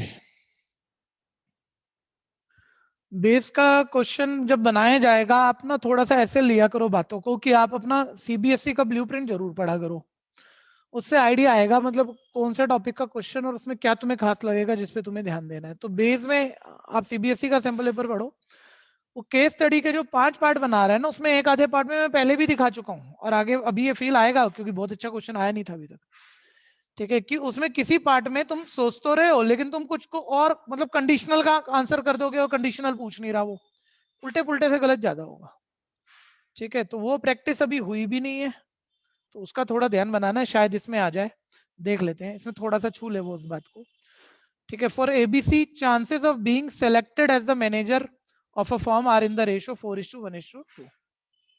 ए मैनेजर सेलेक्ट होगा उसका चांस, भाई एबीसी के मैनेजर सेलेक्ट होने के चांस है तो 4/7 1/7 2/7 हो गया, नॉर्मल बात हो गई है तो, ठीक है? लेकिन वो मैनेजर सेलेक्ट हो गया और उसके बाद वो रेडिकल चेंजेस लाएंगे मार्केटिंग स्ट्रेटजी में, उसका चांस 0.3 0.8 0.5 है, ठीक है? तो जैसे हम बेस का गिवन लिखते थे लगभग बात तो वही है कि ए मैनेजर सेलेक्ट हो गया उसका चांस 4 1 5 2 7 7 में से 4 यानी 4/7 है। बी का मैनेजर सेलेक्ट होने का चांस 1/7 है। सी का मैनेजर सेलेक्ट होने का चांस 2/7 है। अब वो कह रहा है ए मैनेजर सेलेक्ट हो गया और वो मार्केट में रेडिकल चेंजेस लाएगा, उसका चांस 0.3 है, ठीक है? बी सेलेक्ट हो गया मैनेजर और वो रेडिकल चेंजेस लाएगा, उसका चांस 0.8 है। और सी का सिलेक्ट हो गया और मार्केट पॉलिसी में चेंजेस लाएगा, उसका चांस 0.5 है। डाटा को ठीक से पढ़ो, ठीक है भैया? अब वो अलग अलग पार्ट आपसे पूछने जा रहा है, मैं पूछ लेता हूं पहले, आप इसको छोड़ो, ठीक है? कोई भी जवाब देना। ए मैनेजर सेलेक्ट हो गया उसके रेडिकल चेंज लाने का चांस बताओ, डाटा बस पढ़ना है आपको, आंसर है ए सेलेक्ट हो गया है उसके मार्केट स्ट्रेटजी में रेडिकल चेंजेस लाने का चांस बताओ, जो भी बताना है ए का। बस ये बता दो ये दोनों मल्टीप्लाई करोगे या सिर्फ 0.3 बोलोगे? 0.3 ये पकड़ना है बच्चों। हम कह रहे हैं ये तो सिलेक्ट हो ही चुका है मैनेजर, उसके बारे में पूछा नहीं हमने, हम बोल रहे हैं वो रेडिकल चेंजेस लाया सिलेक्ट हो गया उसका चांस बताओ, दैट इज 0.3। दोबारा मैं कह रहा हूं ए मैनेजर सेलेक्ट हुआ एंड रेडिकल चेंजेस लाया, उसका चांस बता। अब बताओ क्या है? 4/7 into 0.3 ठीक है? अब मैं तीसरी बात कह रहा हूं, मैं कह रहा हूं बस मेरे 4-5 शब्द सुनना, मार्केट में रेडिकल चेंजेस आने का चांस बताओ, उसमें ए का बताओगे, बी का बताओगे, सी का, या टोटल बताओगे? टोटल सर, ए मैनेजर सेलेक्ट हुआ रेडिकल चेंजेस लाया, या बी हुआ रेडिकल चेंजेस लाया, या सी हुआ रेडिकल चेंजेस लाया। मैं आ रहा हूँ मेन बात पे, आप क्वेश्चन करके कुछ नहीं सीख लोगे, ये सारी चीजें ऐसे पकड़ो पहले, शब्दों में पकड़ो पहले, ठीक है? अब मैं कह रहा हूँ मार्केट में रेडिकल चेंजेस लाए गए हैं, ठीक है भैया? पहले कोई मैनेजर अपॉइंट हुआ, फिर मार्केट में जो मार्केटिंग स्ट्रेटजी थी उसमें रेडिकल चेंजेस लाए गए हैं, वो ए लाया चांस बता दो। सर बेस थ्योरम होगी ये, मार्केट में रेडिकल चेंजेस आए हैं, वो या तो ए मैनेजर बना उसने रेडिकल चेंजेस लाए, या बी ने या सी ने, वो सारा डिनोमिनेटर ए वाला पूछ रहे हो वो ऊपर, ये तो आप जानते हो ना भैया, लेकिन सुनते रहना, मेरा क्वेश्चन इससे बेटर है, ठीक है, और मैं नहीं बना रहा हूँ, ये आपको ये सैंपल पेपर सिखाएंगे, आपका सारा स्कूल टीचर यही लाइन एंड लेंथ पूछ रहा है इस वक्त। ठीक है, अब उसने ये कहा ए मार्केट में रेडिकल चेंजेस ना लाए उसका चांस बताओ। अब बताओ कोई भी कैसे होगा, कोई भी बता दो। अच्छा 1 मिनट, दोबारा बोल रहा हूँ, इसमें तकलीफ लगी ना, नहीं बोला ना एक भी, मैं दोबारा बोल रहा हूँ। देखो ए चेंजेस ला रहा है। 1 मिनट, दोबारा बोल रहा हूँ, मैं बोल रहा हूँ मार्केट में रेडिकल, पहले कोई मैनेजर अपॉइंट हुआ, वो मार्केट स्ट्रेटजी में रेडिकल चेंजेस लाया बताया हमने, ए मार्केट में रेडिकल चेंजेस लाया उसका चांस बताओ। बस ये बता दो ये पूरी बेस थ्योरम है या नहीं, बोल दो इतनी देर में। तो रेडिकल चेंजेस भैया। आए हैं और वो है। ए लाया, वो दिख रहा होगा ना, ये सब मल्टीप्लाई होकर ऐड होकर नीचे आ जाएंगे और ए वाला फेवरेबल ये मल्टीप्लाई होकर ऊपर चला जाएगा। तो ये ए मार्केट में रेडिकल चेंजेस लाए उसका चांस है, मैं कह रहा हूँ नहीं लाया उसका बता दो। तो बस ये पूरी बेस लगा के ए मार्केट स्ट्रेटजी में रेडिकल चेंजेस लाया उसका चांस आ गया ना, 1 में से वो चांस हटा देना मेरे भाई। तो ए मार्केट में रेडिकल चेंजेस नहीं लाया उसका चांस आ गया, 1 में से ए मार्केट में रेडिकल चेंजेस लाया उसका चांस हटाऊंगा तो उसके ना आने का आ जाएगा ना, रेडिकल चेंजेस ना लाने का चांस आ जाएगा ना। ठीक है भैया, यानी बेस वो ए के कंटेक्स्ट में लगेगी और बाद में 1 में से वो जो भी चांस आया वो माइनस हो जाएगा। मेरे कहने से कुछ मत मानो, अब आप इसको लैंग्वेज पे देखो ये कैसे पूछता है चीजें, यही आने वाला है। मैं फिर बोल दूं, ढंग से देखना, इसको ढंग से तैयार करना, हर सैंपल पेपर में आगे मिलता ही जाएगा आपको। ठीक है, 1 मिनट रुकना पड़ेगा, जरा थोड़ा पैनल एडजस्ट कर ले।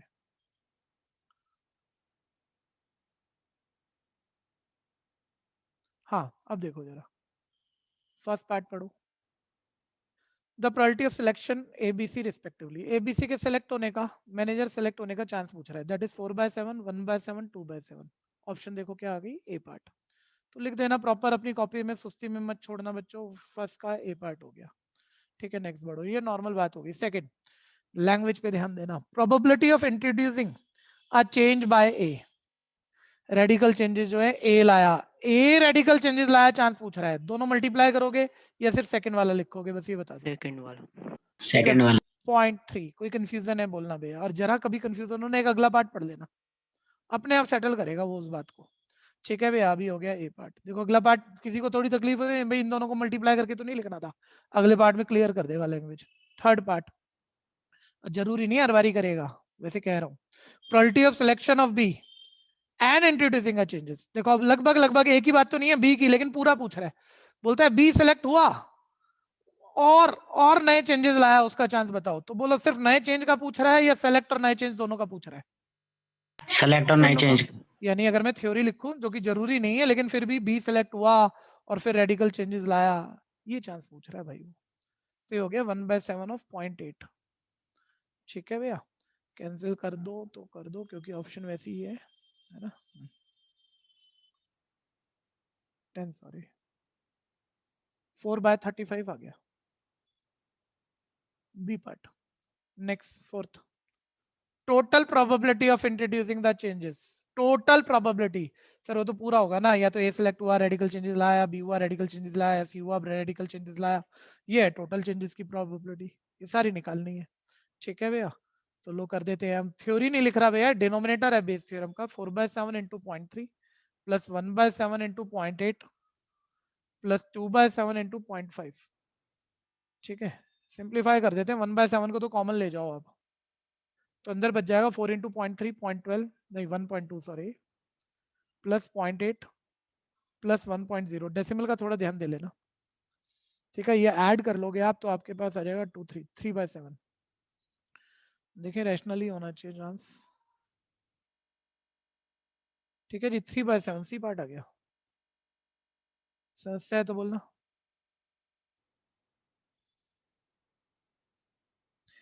अच्छा एक खास तरीके से ना एक चीज मैंने लिखनी नहीं सिखाई एनसीईआरटी करते हुए, उसमें भी उलझा लेगा ये आपको, वो भी अभी सुन लेना, यहाँ नहीं है लेकिन सुन लेना अभी।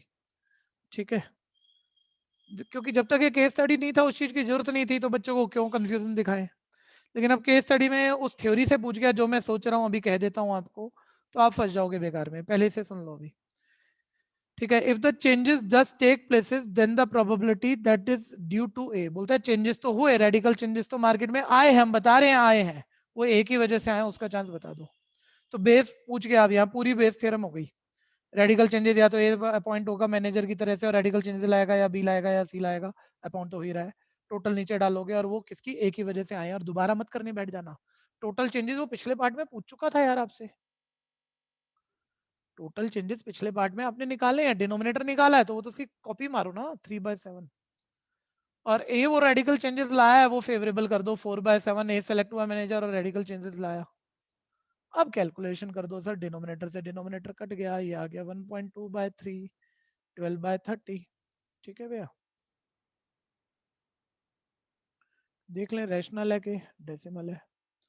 डेसिमल है तो ये आ गया आपका 0.4 0.4 सी पार्ट। पहले यहाँ तक कंफ्यूजन है तो बोलना।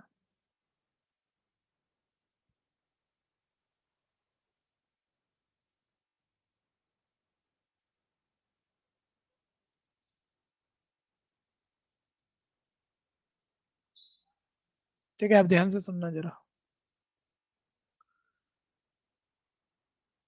जो ये फाइनल आंसर आप निकालते हो एक बारी, ये वाला जो फाइनल आंसर है, इसे आपने ध्यान दिया हो जब मैं एनसीईआरटी कराता था उसने कुछ भी पूछ लिया तो मैं कोई शब्द लिखता नहीं था। वर्ड्स लिख सकते हैं, स्टेटमेंट लिखने में किसी को दिक्कत नहीं है, वो आप भी लिख सकते हो हम भी लिख सकते हैं, लेकिन स्टेटमेंट भी नहीं, अलजेब्रा से भी नहीं, और मैं तो बस हमेशा लिख देता रिक्वायर्ड चांस। भाई जो पूछा है वही बता रहा हूँ, इसमें कोई दिक्कत ही नहीं किसी को। भाई हमने स्टेटमेंट भी कोई ना लिखनी पड़ी ना अलजेब्रा देना पड़ा, रिक्वायर्ड चांस हर बार ही हो गया। लेकिन इस बात को अल्जेब्रिकली बोले तो कैसे बोले, ठीक है, थोड़ा ध्यान देना, फोकस करना, क्योंकि 5 पार्ट में से एक पार्ट में वो अलजेब्रा से पूछ गया ना, तकलीफ में आ जाओगे। या तो ए मैनेजर सिलेक्ट हुआ या बी या सी। देखो पहले ऑर्डर ऐसे चल रहे थे, या तो पहले तो पर्सन मैनेजर सिलेक्ट होगा, मैनेजर सिलेक्ट हुआ तो वो स्ट्रेटजी में रेडिकल चेंजेस लाएगा, उसका चांस दिया है। अब वो जब पूछता है तो लैंग्वेज तो ऐसे बोलता है ना, रेडिकल चेंजेस आए हैं मार्केट में। देखो ध्यान से पूछ, मान लो उसने पूरी बेस थ्योरम, ये पूरा लास्ट पार्ट जो बेस थ्योरम पूरी लगी थी ये पूछना है, तो ऐसे बोलेगा रेडिकल चेंजेस आए हैं, वो ए लाया वो बता दो, ये है पूरी बेस थ्योरम। जबकि ना बच्चा उल्टा पुल्टा हो जाता है, देखो आज तक तो हमने ये बात की नहीं थी, वो कहेगा मैंने क्वेश्चन लिखना सीख गया, या तो ए मैनेजर अपॉइंट हुआ तो रेडिकल चेंजेस लाएगा, ये बी अपॉइंट हुआ, देखो ऐसे ही लिख रहा है ना, पहले बी अपॉइंट हुआ फिर रेडिकल चेंजेस लाएगा, पहले सी अपॉइंट हुआ तो उसके बाद मार्केटिंग स्ट्रेटजी में रेडिकल चेंजेस लाएगा, वो सब आप लिख गए। वो किसी एक पार्ट में पूछ रहा है ये बता, अच्छा कह रहे उल्टा है, मतलब इसको उल्टा करके बोल दूं क्या 1.3 इसका उल्टा है, ये नहीं है, इसका मतलब है मार्केट में रेडिकल चेंजेस आए हैं, वो तो भैया ए अपॉइंट होकर ला सकता था, बी अपॉइंट होकर ला सकता था, सी अपॉइंट होकर ला सकता था, वो पूरी डिनोमिनेटर है, वो पूरी, वो ए ने लाए वो बता। ठीक है भैया, ये ध्यान देना जरा, कोई कंफ्यूजन है तो बोलना। ठीक है, फील आ जाएगा, अभी चलेंगे, कई कई बार ऐसा कुछ आएगा जरूर।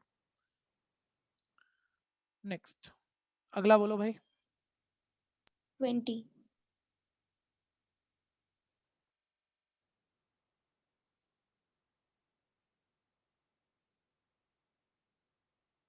20 ध्यान देना बच्चों, ए यूनियन बी पूछ रहा है वो, जबकि double of probability of A, normal question आप मेरे से पहले कर पाओगे, इक्वल है probability of B is equal है 5/13। देखना चेक करना क्या दिख रहा है, यही है 5/13। ठीक है, और वो बोल रहा है probability of A by B हमने दे दी आपको 2/5। अब वो बोल रहा है ए यूनियन बी का चांस बता दो। बहुत नॉर्मल बात रहेगी आप लोगों के लिए, ए यूनियन बी का universal formula sir, probability of first plus second minus intersection. Sir probability of B double of probability of A, इसके इक्वल रखेंगे तो इससे प्रोबेबिलिटी ऑफ ए शिफ्ट करके 2 को राइट भगा दो, 5/26 आ जाएगी। प्रोबेबिलिटी ऑफ बी इक्वेट करेंगे तो वो 5/13 है ही, ए और बी तो पता लग गया सर, 5/26 प्लस 5/13। सर कॉमन चाहिए, वो कंडीशनल से आ जाएगी, ए अपॉन बी का formula probability of A intersection B upon probability of B, ठीक है, इज इक्वल है 2/5। अब इसमें बी की डाल दो, शिफ्ट कर दो, ए इंटरसेक्शन बी आ जाएगी, कर देते हैं।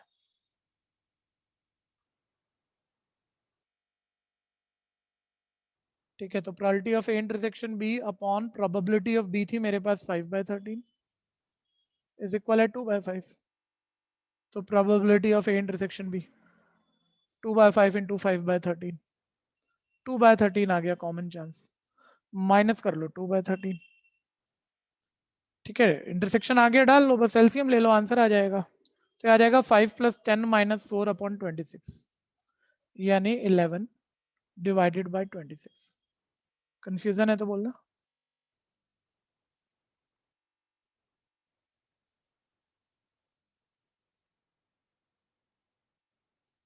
नेक्स्ट बोलना कौन सा है? ओके भैया सीपीएसई वाला। नेक्स्ट सीबीएसई वाला है, अभी ढूंढते हैं उसे, कहाँ है वो।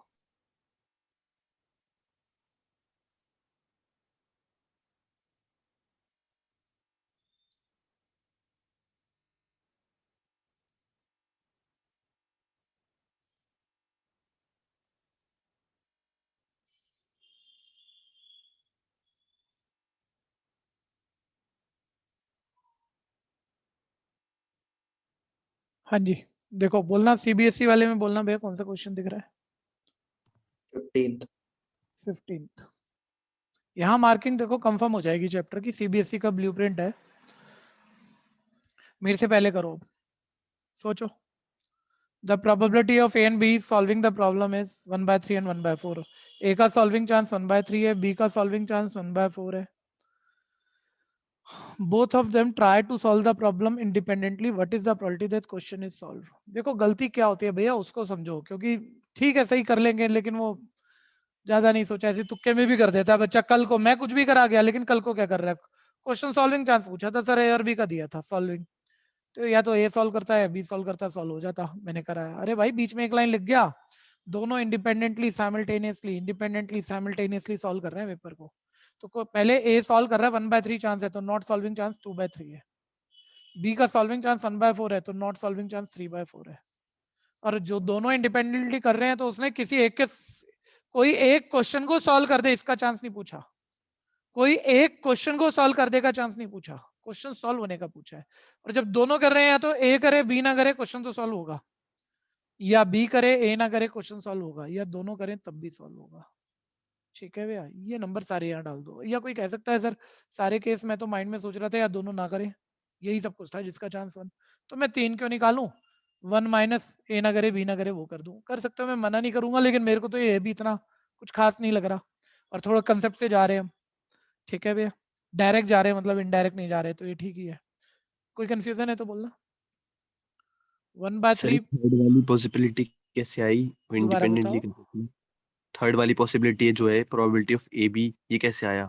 ओके ठीक है, उसने बोला भाई दोनों बच्चे क्वेश्चन सॉल्व कर रहे हैं, मैं आपसे जो पूछ रहा हूँ उसका जवाब देना। 2 बच्चे क्वेश्चन सॉल्व कर रहे हैं, मैंने 2 बच्चों को इकट्ठा एक क्वेश्चन सॉल्व करने के लिए दे दिया, मैंने कहा कोई एक सॉल्व करे, कोई एक ही सॉल्व करे, चांस बताओ। तो आप कहोगे सर केस है, दोनों इकट्ठे कर रहे हैं ना, ए करे बी ना करे एक ही कर रहा है, या बी करे एक ना ए ना करे तो भी एक ही कर रहा है, तो चांस ये है मेरे भाई। लेकिन मैंने अपनी लैंग्वेज बदली, मैं नहीं कह रहा कोई एक ही करे, 2 बच्चे सामने हैं साइमल्टेनियस बैठे हैं, दोनों को क्वेश्चन दिया, हम ये नहीं कह रहे कोई एक सॉल्व करे, हम ये कह रहे हैं क्वेश्चन सॉल्व हो जाए, चांस बताओ। और आप चांस मत सोचना, बस मुझे बताओ 2 बच्चे क्वेश्चन सॉल्व होने का पूछ रहा हूँ, क्वेश्चन कब सॉल्व होगा, जब दोनों करेंगे, कोई एक करेगा तब भी सॉल्व हो जाएगा। कोई एक करेगा तब भी हो जाएगा। तो ए ने करा बी ने नहीं करा, क्वेश्चन तो सॉल्व हो गया, या बी ने करा ए ने नहीं करा तब भी सॉल्व हो गया, या दोनों सॉल्व करेंगे तब भी होगा या नहीं होगा, बोल हाँ बोल। हो जाएगा, हो तो जाएगा। बस क्वेश्चन सॉल्व होने का चांस पूछा है ना, क्लियर है या नहीं, बोलो क्लियर है बोलो। भैया। हाँ जी, 1/3 इंटू 3/4, अब बी कर दे 1/4, ए ना करे 2/3, दोनों कर दें 1/3 इंटू 1/4, 1/12 कॉमन ले लेना, बीच में कैंसिल नहीं करना, 3 + 2 + 1, 6/12, इट इज हाफ और 0.5 आंसर। समस्या है तो बोलना। 16th, सोचो, आसान भी है, मैं कह रहा हूँ प्रोबेबिलिटी बहुत आसान, ठीक है, लेकिन कितना भी आसान फंस भी सकता है, तो पहले पहले आपको डिसीजन लेना है, आप सोचो क्या होना चाहिए इस बारे में।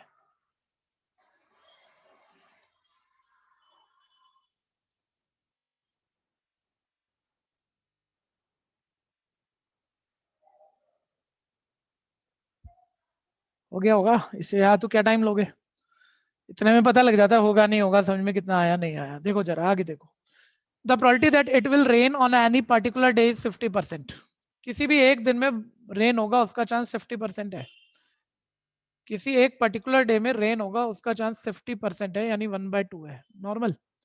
बोलता है एक वीक में पहले 4 दिन में, ठीक है, एक बारी कोई बताएगा, मैं 2 स्टेटमेंट दे रहा हूँ, दोनों का फर्क बताना। एक वीक मतलब 7 डेज, एक वीक मतलब 7 डेज, 7 डेज में 4 डे में रेन का चांस बताना है, और 7 डे में पहले 4 दिन में रेन का चांस बताना है, क्या फर्क है बताओ ना।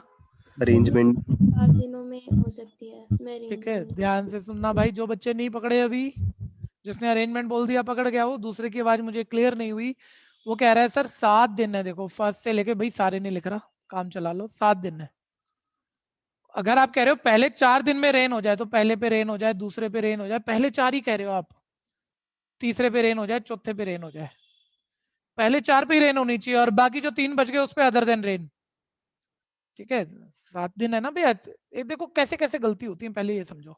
उसने कहा रेन होने का 1 दिन में चांस ही है, 4 दिन में रेन हो जाए, तो बच्चे ना 4 ही पकड़ लिया, तो इसी नंबर को 4 बार ही मल्टीप्लाई कराया कि पहले दिन रेन हो जाए, दूसरे दिन रेन हो जाए, तीसरे दिन, चौथे दिन। अरे वो 4 ही दिन नहीं है टोटल अवेलेबल, बोल रहे 7 दिन में से 4 दिन रेन हो जाए, यानी बचे 3 दिन रेन ना हो, ये भी बात है। तो बचे 3 दिन में रेन, अभी सुनते रहना, बचे 3 दिन में रेन ना होने का चांस भी डालना पड़ेगा, क्योंकि दिन तो 7 है। ठीक है, 5वें 6ठे 7वें, अभी अभी सारी बातें नहीं बोली। ठीक है, फिर लेकिन इसी को लिखने पर ध्यान दो। सर एक क्वेश्चन होता है 7 में से किन्हीं 4 दिन रेन हो, किन्हीं 4 दिन रेन हो, वो चांस पूछ रहा हो, तो मैं first second third seventh six seventh ये सब ना लिखता सर, नहीं लिखता, क्योंकि वो 4 दिन रेन चाहिए, 3 दिन अदर देन रेन चाहिए, तो 4 दिन रेन का चांस ऐसे हो जाता है हाफ की पावर 4, 3 दिन अदर देन रेन, भाई रेन आने का चांस हाफ है, तो रेन नहीं आने का भी हाफ है, तो अदर देन रेन का भी हाफ ही हो जाता, ये 4 ये 3। और सर वो 7 में से 4 कोई भी 4 दिन रेन आ सकती है, अलट पलट भी सकता है ना सर, अरेंजमेंट ले लेते सर कि 4 यहाँ रेन है, 3 अदर देन रेन है, तो फैक्टोरियल 7 हो गया, 4 एक जैसे उसकी रिपीटेशन हटा देते, 3 अदर देन रेन एक जैसे उसकी रिपीटेशन हटा देते, सर ये आंसर आता। लेकिन सर जब वो कह देगा 7 में से पहले 4 दिन ही रेन होनी चाहिए, उसे अलट पलट नहीं सकते ना। अब मैं लिख देता हूँ इसे, 7 में से पहले 4 दिन ही रेन होनी चाहिए, 1 मिनट, बल्कि चलो ऐसे ही लिखते हैं, पहले 4 दिन ही रेन होनी चाहिए। 1 मिनट साथ रहना, एक घोटाला और है अभी सोचने का, तुक्के में ठीक हो जाएगा, पता नहीं लगेगा बाद में कहाँ गलत हुआ। ठीक है, पहले 4 दिन ही रेन होनी चाहिए और अगले 3 दिन ही नॉट रेनिंग होना चाहिए, चांस बताओ। तो पहले दिन रेन का हाफ, दूसरे दिन रेन का हाफ, तीसरे दिन चौथे दिन हाफ हाफ हाफ की पावर 4 हो गया। एक बार ही बताना, मैंने पक्का पहले 4 दिन ही रेन लिए, 1 मिनट, अगले 3 दिन नॉट रेन का चांस, चांस की बात है हाफ है, मतलब raining not raining chance same है, लेकिन आप अभी से एक डिफरेंट नंबर लो, मतलब कि नॉट रेनिंग चांस हाफ है, हाफ की पावर 3। सर 3 बार ही डालेंगे, बताना ये अलट पलट सकते हो ये दोनों ग्रुप आपस में, हाँ या नहीं? No sir. बिल्कुल नहीं सर, 7 में से पहले 4 दिन रेनिंग चाहिए, उसे रेन नहीं कर सकते। मैं कह रहा हूं सिर्फ ये बताओ, ये चारों रेन आपस में अलट पलट सकते हैं, हाँ या नहीं? अब तो बोलो। यस ये अलट पलट सकते हैं ना सर, ये चारों आपस में शफल हो गए, तो रेन तो पहले 4 दिन ही रहेगी ना, लेकिन सर इनकी शफलिंग है ही नहीं कोई, क्योंकि लोगे तो फैक्टोरियल 4 और चारों रेनिंग है तो सेम ही है, फैक्टोरियल 4 कट जाएगा। ठीक है, उससे फर्क नहीं पड़ रहा। अगले 3 दिन नॉट रेनिंग है, उनकी शफलिंग आपस में तो लेनी है, लेकिन तीनों नॉट रेनिंग है, तो फैक्टोरियल 3 अपॉन फैक्टोरियल 3 वो भी कट जाएगा, तो वो तो कौन लिखेगा? ठीक है, अब कर सकते हो, कोई कंफ्यूजन है तो बोलना।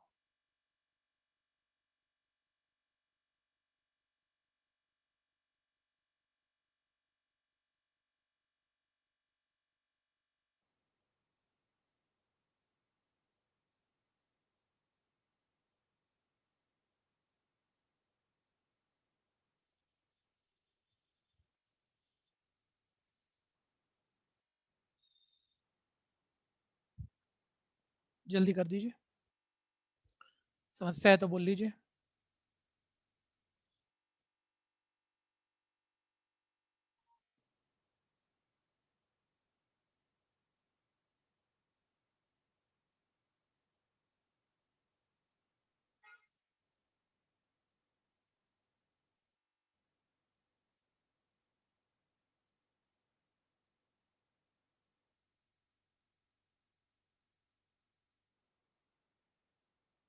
हाँ जी, ध्यान दीजिएगा। क्वेश्चन बेस का यार, जो मैं आपको कह रहा था, जो थोड़े थोड़े फर्क से आप गड़बड़ कर सकते हो, वो सारी बातें यहाँ मौजूद रहेंगी, ध्यान देना, जरा focus banana. In an office, 3 employees, Vinay, Sonia, and Iqbal, process incoming copies of a certain form. Vinay process 50% of the form, Sonia process 20%, Iqbal 30%. ठीक है, लिख लेते हैं पहले। अच्छा, एक बारी उसने आगे कुछ कहा हुआ है, क्योंकि फिर मेरे को अलजबरा बदलना पड़ेगा अगर मैं अपने स्टाइल में लिखूंगा। 5वें पार्ट तक जा रहे हो ना, तो ये कह रहा है विनय प्रोसेस कर रहा है, विनय प्रोसेस कर रहा है, उसको हम E1 बोलेंगे। ठीक है। दूसरा, नहीं तो मैं तो खाली वी से करके लिख देता हूँ ना, लेकिन अब वो कह रहा है सोनिया प्रोसेस कर रही है फॉर्म, उसको E2 बोलेंगे। तो वो थ्योरी भी वही ले लो ताकि जैसे ये पूछे वैसे हम बातें सोच पाए। और इकबाल प्रोसेस कर रहा है, उसको हम E3 लेंगे। ठीक है, 1 मिनट स्लाइड हटा देता हूँ, देख लो आप। विनय प्रोसेस कर रहा है फॉर्म को, उसे इवन इवेंट बोलेंगे। सोनिया प्रोसेस कर रही है E2, सर नॉर्मल है तो क्या इस पे टाइम लगाना है। चलो आगे बढ़ते हैं। ठीक है, तो अब बोल रहा है इनके चांस, यानी अब वो ऐसे ही लिख लो ना जैसे थ्योरी दी हुई है। विनय के प्रोसेस करने को इवन बोला था, यानी इवन इवेंट के होने का चांस 50% है। ठीक है, 50%, 50/100 0.5 लिख लो ना मैं। ठीक है, 0.50 लिख लो, चलो 0.50 लो। ठीक है, और सोनिया प्रोसेस करे उसका 20 यानी कि 0.20, और इकबाल प्रोसेस करे उसका 0.30। तो डेसिमल के बाद 0 तो छोड़नी चाहिए, टाइम क्यों खराब करोगे। आगे बढ़ो। बोलता है अब एरर हो जाए कि विनय ने प्रोसेस किया था, यानी इवेंट हो चुका था, इवन विनय प्रोसेस कर चुका था और एरर हो गई। अच्छा, एरर होने को ना बाद में एक एरर है, वो जब आगे पढ़ोगे तो वो एरर को ए लिख देता हूं मैं। ठीक है, विनय ने प्रोसेस किया और एरर हो गई, उसका चांस है 0.06। और सोनिया ने प्रोसेस किया यानी E2 इवेंट हुआ और अब एरर हो गई, तो उसका चांस है 0.04। और इकबाल ने प्रोसेस किया यानी E3 इवेंट हुआ और एरर हो गई, जिसको वो ए कह रहा है अपनी लैंग्वेज में, वो 0.03 है। नॉर्मल बातें होगी सर। अब पढ़ते हैं जी। देखो वही बात है ना, देखो ये तो CBSE का चल रहा है, हैं?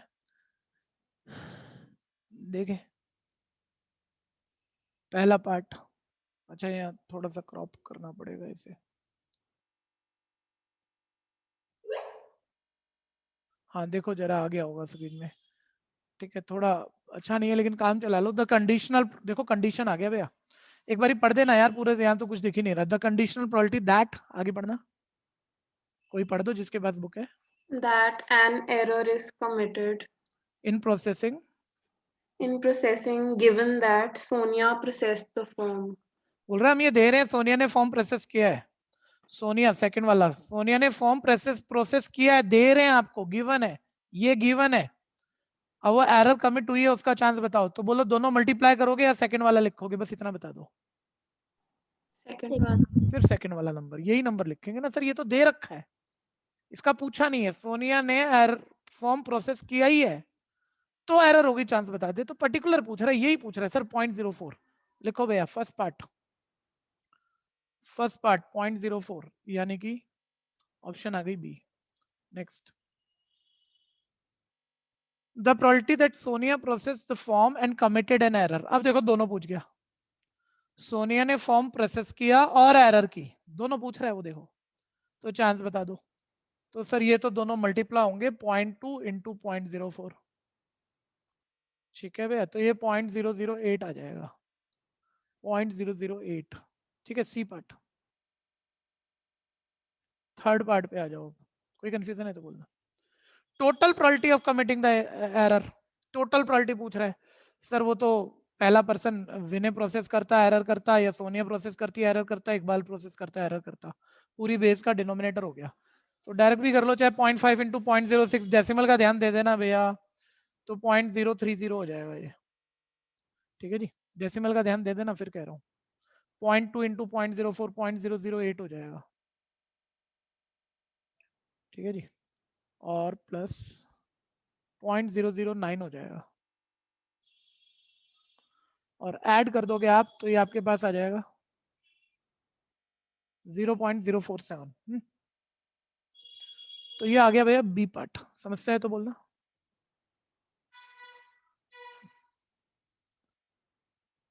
फोर्थ, ध्यान से पढ़ो, अपने से पढ़ो, क्या पूछा है, डिसीजन लो। दिख नहीं रहा वैसे उतना अच्छा, एक पिक्चर हटा देते हैं पीछे से। अब देखो,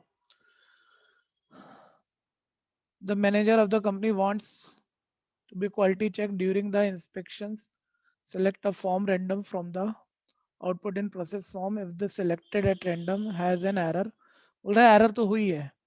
ठीक है, the probability of the form is process by Vinay. देखो पूरा पूछ लिया, किसी ने भी प्रोसेस किया है, एरर हुई है, विनय से एरर हुई है, Not चांस processed बताओ। by not Vinay. सर, अच्छा, नॉट भी है कहीं नॉट पर। प्रोसेस्ड, यस सर, लास्ट में। अच्छा, लास्ट में यहाँ लिखा है, जरा देखो ये नॉट लिखा है। एक मिनट, नॉट लिखा है, बिल्कुल अच्छी बात। ठीक है, कि विनय ने प्रोसेस किया हो लेकिन उससे एरर ना हुई हो, चांस बता दो यार, हमें ये नहीं पता।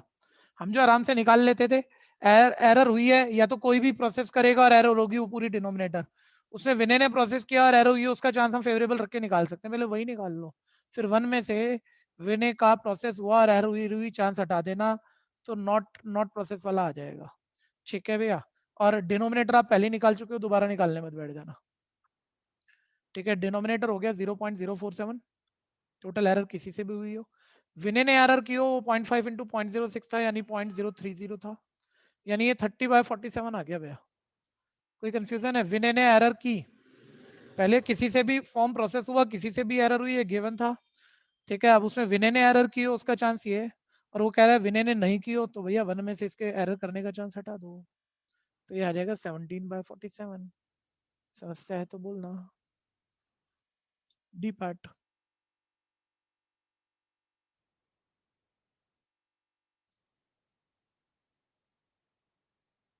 अगले वाला पढ़ो, ध्यान से पढ़ो।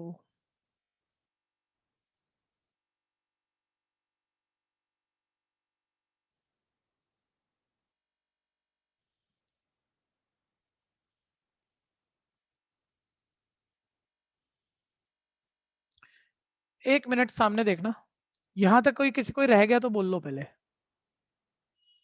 2 चीजें मिला लो भैया अगला पार्ट करने से पहले, नहीं तो तकलीफ में आ जाओगे।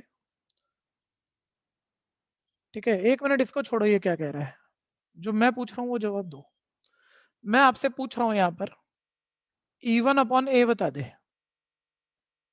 E1/A, इसका मतलब क्या है? मैं क्या कह रहा हूँ, एरर हुई है, एरर हुई है, वो फर्स्ट एक्सपेरिमेंट तो है ही, यहाँ थ्योरी में हम बोल ही रहे हैं कि किसी ने भी फॉर्म प्रोसेस किया होगा, एरर हुई है, एरर हुई है, वो E1 यानी विनय से हुई है, उसका चांस बता दे। पूरी बेस थ्योरम पूछ ली मैंने।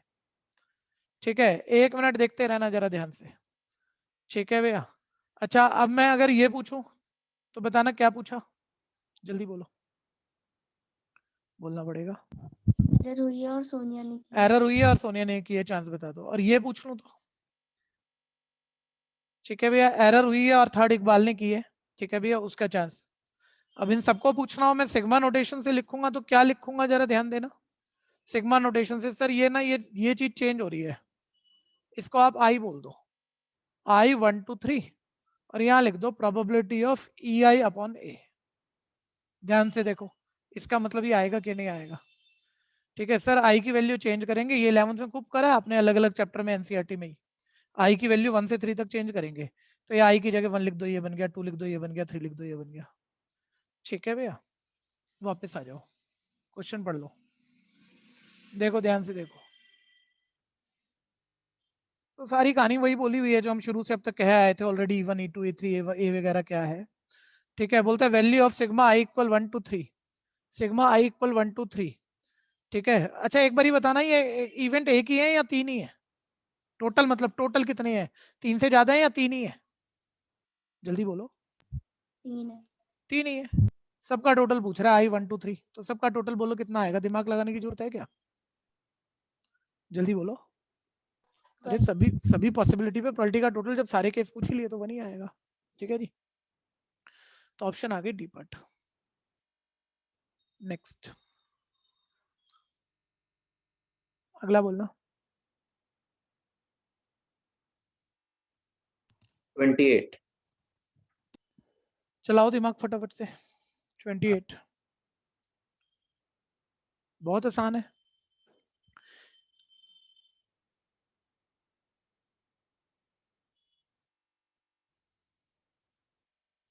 Refrigerator has box contain 2 milk chocolate and 4 dark chocolate। Milk chocolate यहाँ पर 2 है और डार्क चॉकलेट 4 है, टोटल 6 हो गई बच्चों। 2 चॉकलेट निकाली गई है, बोलते हैं प्रोबेबिलिटी डिस्ट्रीब्यूशन बता दो नंबर ऑफ मिल्क चॉकलेट का। ठीक है, और एक बात और पूछिए, वो बाद में पढ़ लेते हैं, पहले पीडी लिख लेते हैं। नंबर ऑफ किस चीज का पीडी लिखना है हमेशा ध्यान देना। सर 2 चॉकलेट निकाली है, पहले ड्रॉ 2 है, और नंबर ऑफ मिल्क चॉकलेट का पूछ रहा है वो। नंबर ऑफ मिल्क चॉकलेट को आप XI बोल दो। एक बार ही बताना, 2 चॉकलेट निकाल रहे हो, 2 चॉकलेट निकाल रहे हो, मिल्क चॉकलेट कितनी कितनी निकाल सकते हो, जल्दी जल्दी बोलो। 0 1 2 0 1 2। सर या तो मिल्क चॉकलेट कोई भी नहीं होगी, यानी दोनों डार्क होंगी, ठीक है, या एक मिल्क होगी एक डार्क होगी, या दोनों मिल्क होंगी। ठीक है, एक बारी दोबारा पढ़ रहे हैं रिप्लेस है या नहीं है, सिलेक्ट ही की है, सिलेक्ट ही की है तो भैया रिप्लेस तो की नहीं है। ठीक है, वापस तो डाली नहीं होगी, तो बस उसने बोला 2 चॉकलेट निकाली वापस डाली तो बोला नहीं, यानी रिप्लेसमेंट नहीं है, ध्यान देना। ठीक है, तो पहली, यहाँ तक कोई कंफ्यूजन है तो बोलना। पहली मिल्क चॉकलेट ना निकाली यानी डार्क निकाली हो, फेवरेबल 4, टोटल 6। उसके बाद दूसरी, सर वापस तो डाली नहीं, 3/5। सर इनटू अरेंजमेंट दोनों डार्क हैं सर, फैक्टोरियल 2। रिपीटेशन सर दोनों डार्क हैं, फैक्टोरियल 2। कंफ्यूजन है तो बोलना। पहली मिल्क निकाली 2/6, दूसरी डार्क निकाली 4/5। फेवरेबल तो 4 ही है, टोटल में एक कम हो गया, ध्यान देना। इनटू फैक्टोरियल 2, दोनों अलग अलग अरेंजमेंट लेना पड़ेगा, रिपीटेशन कोई है नहीं। दोनों मिल्क निकाली 2/6 into 1/5 into arrangement factorial 2, repetition factorial 2। Confusion है तो बोल लेना जी। ठीक है, सिर्फ उस हद तक नंबर कैंसिल करो जिस हद तक डिनोमिनेटर में कोई चेंजेस ना आए आपके। 4 3 12, ये आ गया 12/30। फैक्टोरियल 2 होता है भैया, नीचे 30 बैठा है तो मैं 2 को काटने की कोशिश नहीं कर रहा कहीं भी। 4 2 8 2 16/30, ये आ गया 2/30। ठीक है, चांस का टोटल 1 है, पीडी बन गया। लेकिन उसने एक चीज और पूछी थी, एक चीज और पूछी थी, वो भी ध्यान से सुन लो। What is the most likely outcome, most likely outcome. ठीक है, ऐसा कौन सा आउटकम है जिसका होने का चांस सबसे ज्यादा है? बोलो सबसे ज्यादा चांस क्या है, बोलो जल्दी बोलो। डिनोमिनेटर सेम है, कंपेयर कर सकते हो। ठीक है, मोस्ट लाइकली आउटकम पूछ रहा है वो, तो मोस्ट लाइकली आउटकम क्या है यहाँ पर? 1। यानी जो 2 चॉकलेट ले रहे हो उसमें एक आपने कौन सी थी, डार्क के मिल्क। ठीक है भैया, उन 2 में से एक मिल्क चॉकलेट ली है, एक डार्क ली है। ठीक है, वो मोस्ट लाइकली आउटकम है। कोई कंफ्यूजन है? चांस सबसे ज्यादा, हाँ सर इसमें मार्किंग स्कीम में रिप्लेसमेंट काउंट नहीं किया है। मार्किंग स्कीम में अरेंजमेंट कह रहे हो? नहीं, सर रिप्लेसमेंट कह रहे हो। पढ़ लेते हैं, find the probability decision number, नहीं होएगा ही होएगा। जब उसने बोला निकाली वापस नहीं डाली तो ले ही नहीं सकते ना इसे, तो है कि नहीं? आप बोलो, नहीं तो हमारा तो सारा एनसीईआरटी खराब हो जाएगा। हाँ, तो हम सारे मैच किया था तो फिर चेक किया था तो गलत आ रहा इसको था। छोड़ो ना, किताब आदमी लिखता है और आदमी गलत नहीं हो सकता क्या? Okay sir. हाँ जी, आप अपनी बुद्धि से बात करो ना, आपने जो सीखा है वो क्या लग रहा है आपको? ठीक है जी, किसी को दिक्कत है तो बोल लेना भैया, क्वेश्चन में करेक्शन डाल देना। बच्चा कह रहा है सर पीछे आंसर रिप्लेसमेंट के बिना दिया हुआ है, मतलब वो बाय 6 और 1 की कम ना करके। ठीक है, तो रिप्लेस तो बोला ही नहीं ना उसने की, तो ले ही नहीं सकते ना। वो पीछे कॉम्बिनेशन के मेथड से करा हुआ है। अरे कॉम्बिनेशन को छोड़ दो यार, इतना दिमाग ना चलाओ तुम। आंसर सेम आया पीछे, पहले ही बताओ, इतना तो बताओ। Yes sir. आंसर सेम आया ना, तो कॉम्बिनेशन में अरेंजमेंट अपने आप काउंट होता है। ठीक है भैया, अरे कॉम्बिनेशन का शॉर्टकट जिस बच्चे ने बीच में बोल दिया 4C2, तो एक बारी शॉर्टकट याद करना क्या होता था। 4C2, 4 को 2 बारी लिखेंगे, 4 3, एक एक कम अपने आप ही होता है ना, 2 को 1 तक देखिए, एक एक कम अपने आप होता है। और नीचे मान ले 10C2 है, तो डिनोमिनेटर ऐसे चलता है, 10 को 2 बारी कम करेंगे और 2 1 तक, ये कट गया। तो ये ना देखो, ये इस तरह से देखो अपने आप ही वो रिप्लेसमेंट काउंट सही जाती है कि रिप्लेस नहीं किया। 4/10 फिर 3/9, वही होता है ये। आपको वैसे सिखाया नहीं गया, उतना दिमाग ना चलाओ आप नहीं सोच पाओगे वैसे। आगे बात समझ में जो पहले बोला था बच्चा?